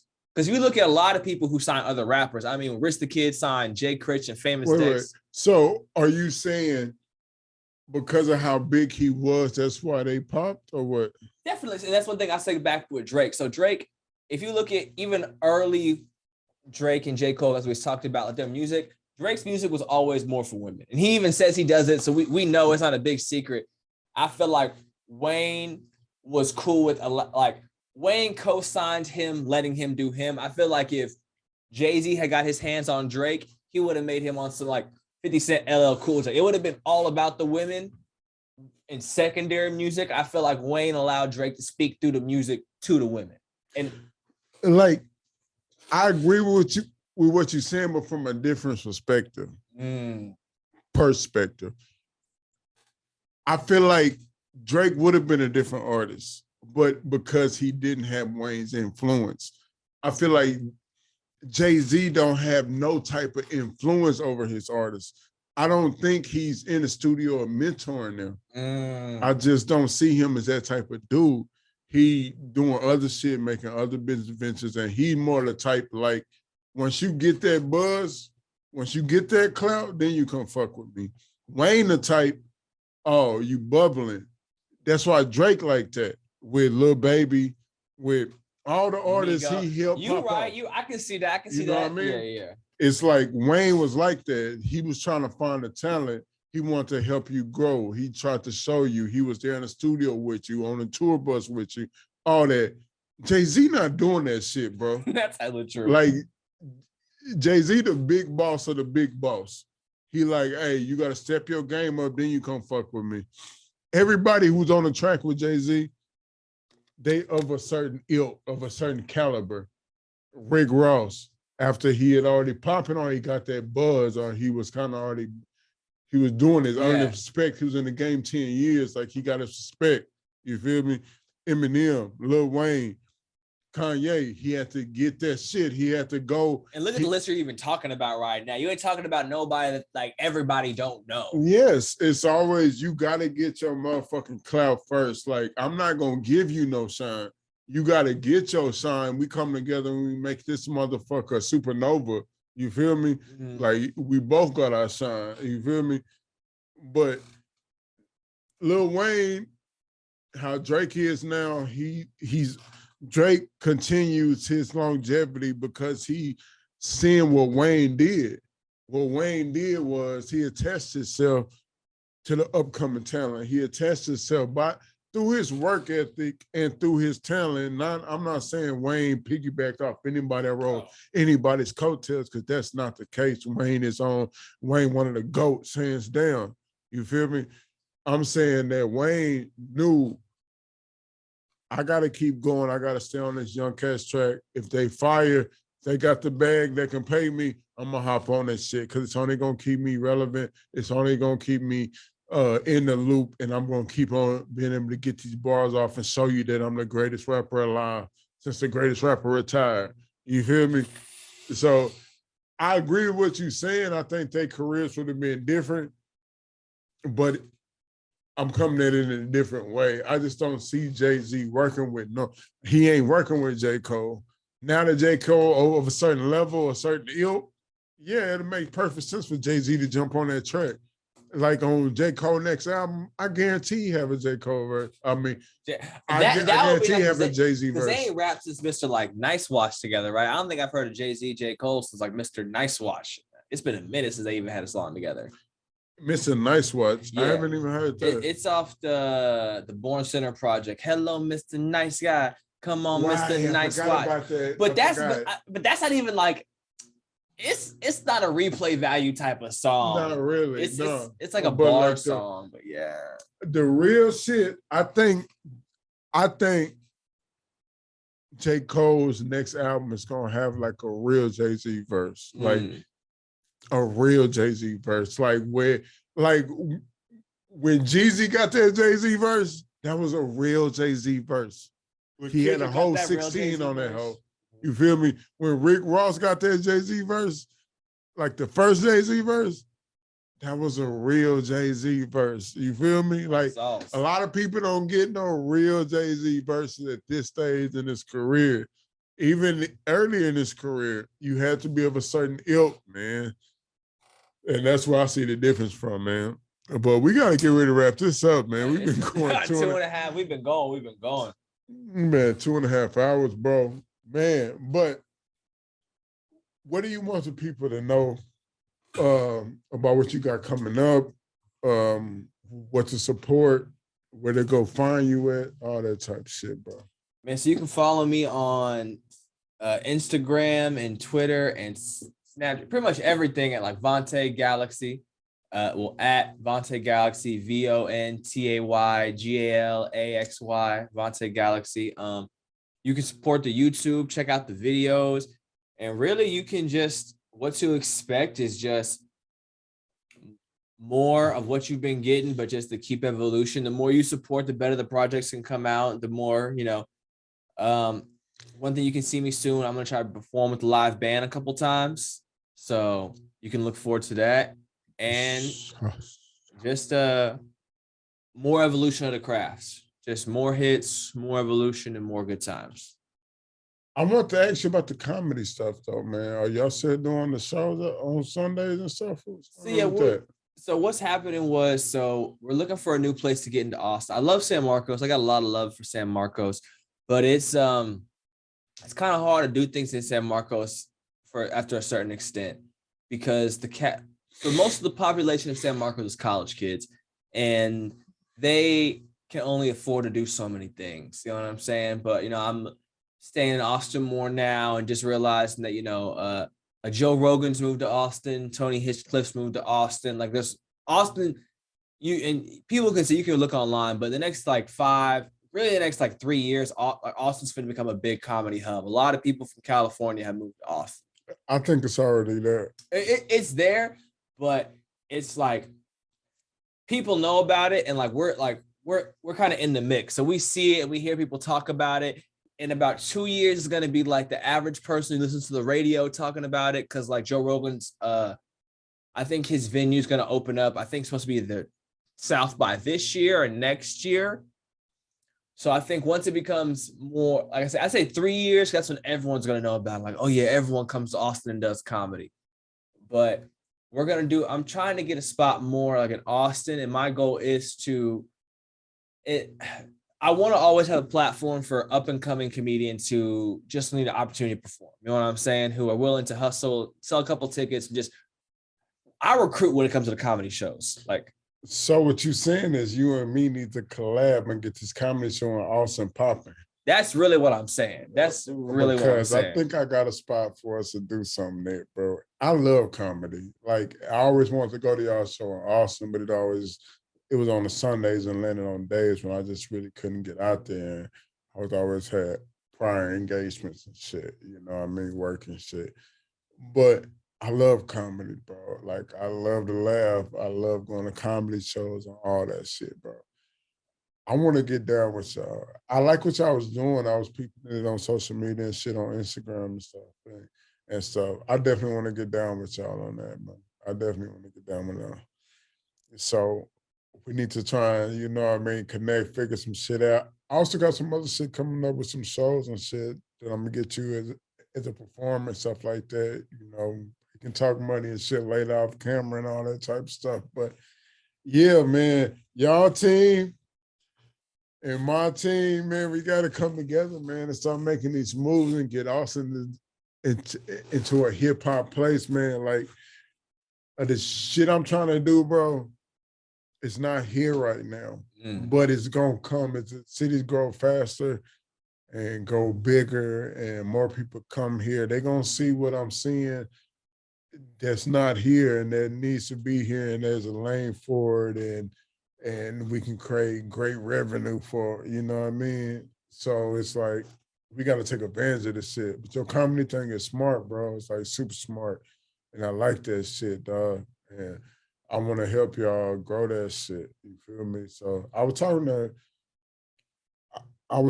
IU about that shit too, but I need to be talking to you about it though, because it's your shit. You feel me? So we definitely need to make some things. We gonna make something pop, bro. Now that I know, bro, we gonna make some stuff happen, bro. I got a couple little investors too that willing to throw a little money at it. So that's one thing. Do some things, man. Let's make this, man, dog. There's so much shit we can do down here, dog. It's this idea I got. I'm gonna talk to you about it off camera, man. I'm gonna talk to you about it off camera, man. But yeah, bro, I got like a lot of shit that I got want to pop off and get started in Austin, like get our own building and shit, like to really do shit, bro. Like on a whole nother level, man. On a whole nother level. I'm trying to get to these big bags, bro. Because it's available out here, bro. And one thing about Austin being, it's a big city, but what we're trying to do ain't been carved out yet. We really in like a slight gold rush, but people ain't really known the gold's here yet. They see it, but they don't know how to carve it out yet, but bro. Somebody gonna get that bag, yes. bro. And if I don't be the one to get it, and I've been at this shit for like 2 years strong, bro. No, it ain't been 2 yet, but still in the ballpark. Like, I know, I see the vision and I see what it can be, bro. And I see what we gotta do. We just gotta make these moves and combine our resources. You feel me? That's been my hardest thing about Austin is finally getting a team that see what I can see for this hip hop shit down here, bro. Like, shout out DJ Yella, DJ Hella Yella. He got his collective and entertainment, thing going now. He been going hard for a minute though. He been going hard. They for renamed a minute. the Austin DJ Award after him, if I'm correct, Bro, right? They should.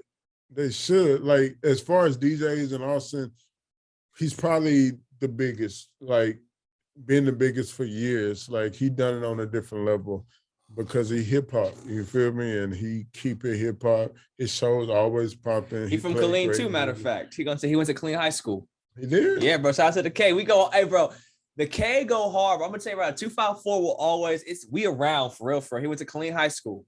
I know he went to HT, and he been in Austin for a minute. Like, I don't know him like that. I hooped with him a few times. I've been to some of the parties he did and shit like that, but I don't know him like that. I've been trying to get him on a podcast though, trying to get him on.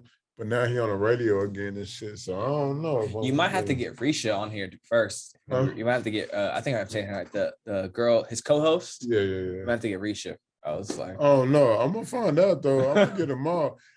But see, I'm not the type that's like, I'm not gonna beg you. I'm just gonna. Oh, definitely. I'm just gonna pull up on you in the same spot as you, driving a car that's like yours or better than yours, bro. Like, and you're gonna be like, who is this nigga? Come holler at me. I DM'd you a few years back. You know me. My work ethic retarded, people. Like, you're not gonna work harder than me, man. You're not. It's not gonna happen, bro. I'm gonna get everything I asked for, bro. Like, everything that's owed to me, I'm gonna get that. Make sure. More. I'm out here, bro. But Vontay Galaxy, he's out here, man. He's putting out projects and they dope as fuck. And if you're not checking these motherfuckers out, and I don't know what the fuck y'all thinking right now, man. I'm on this whiskey, so I'm speaking the truth. On God, on sauce. And shit, it's called that liquid courage, goddamn. He one of the best. The flows is ill. The beats is crazy. 254. Is that what he ripping? Yes, sir. 254 to my city. What's up? 979, stand up, man. But we out here right now with 254. That's the album, Vontay Galaxy. And any last remarks you want to say, my boy, before we get up out this house? Hey, shit. Don't wear wet socks out too long, bro. That's all I got to say. Don't wear what? Don't wear wet socks out too long. That's all I want to say. Don't wear wet socks. Damn, who wear wet socks? You'd be surprised, man. Just don't wear wet socks. I got a motherfucking sock phobia. If you got on wet socks, or if I see wet socks turn inside out, the shit fucks me up, bro. And I can't fuck with you. If you leave your inside out wet, dirty socks in the bathroom and you allow me to go in your bathroom and I see this shit, I would never go to your house again. I promise you that. You motherfuckers are disgusting. I hate you niggas. But I love you at the same time, though. God. We out this motherfucker, man. I am your boy, Master J. My boy, Vontay Galaxy. Yeah. Your social media? Vontay Galaxy, you know what I'm saying? At Vontay Galaxy. VONTAYGLLAXY. On everything? On everything. It's going to be at the motherfucking bottom of the screen, man. I am your boy, Master J. This is Raw Brilliance. Hey, new web series dropping next week on www.rawbrilliancemedia.com. We got the podcast always streaming everywhere on all platforms. Y'all make sure y'all like, comment, subscribe, do all that shit. We out in this motherfucker. All that shit. Hey, 979-254. We here, baby. We out. Yeah. Yeah.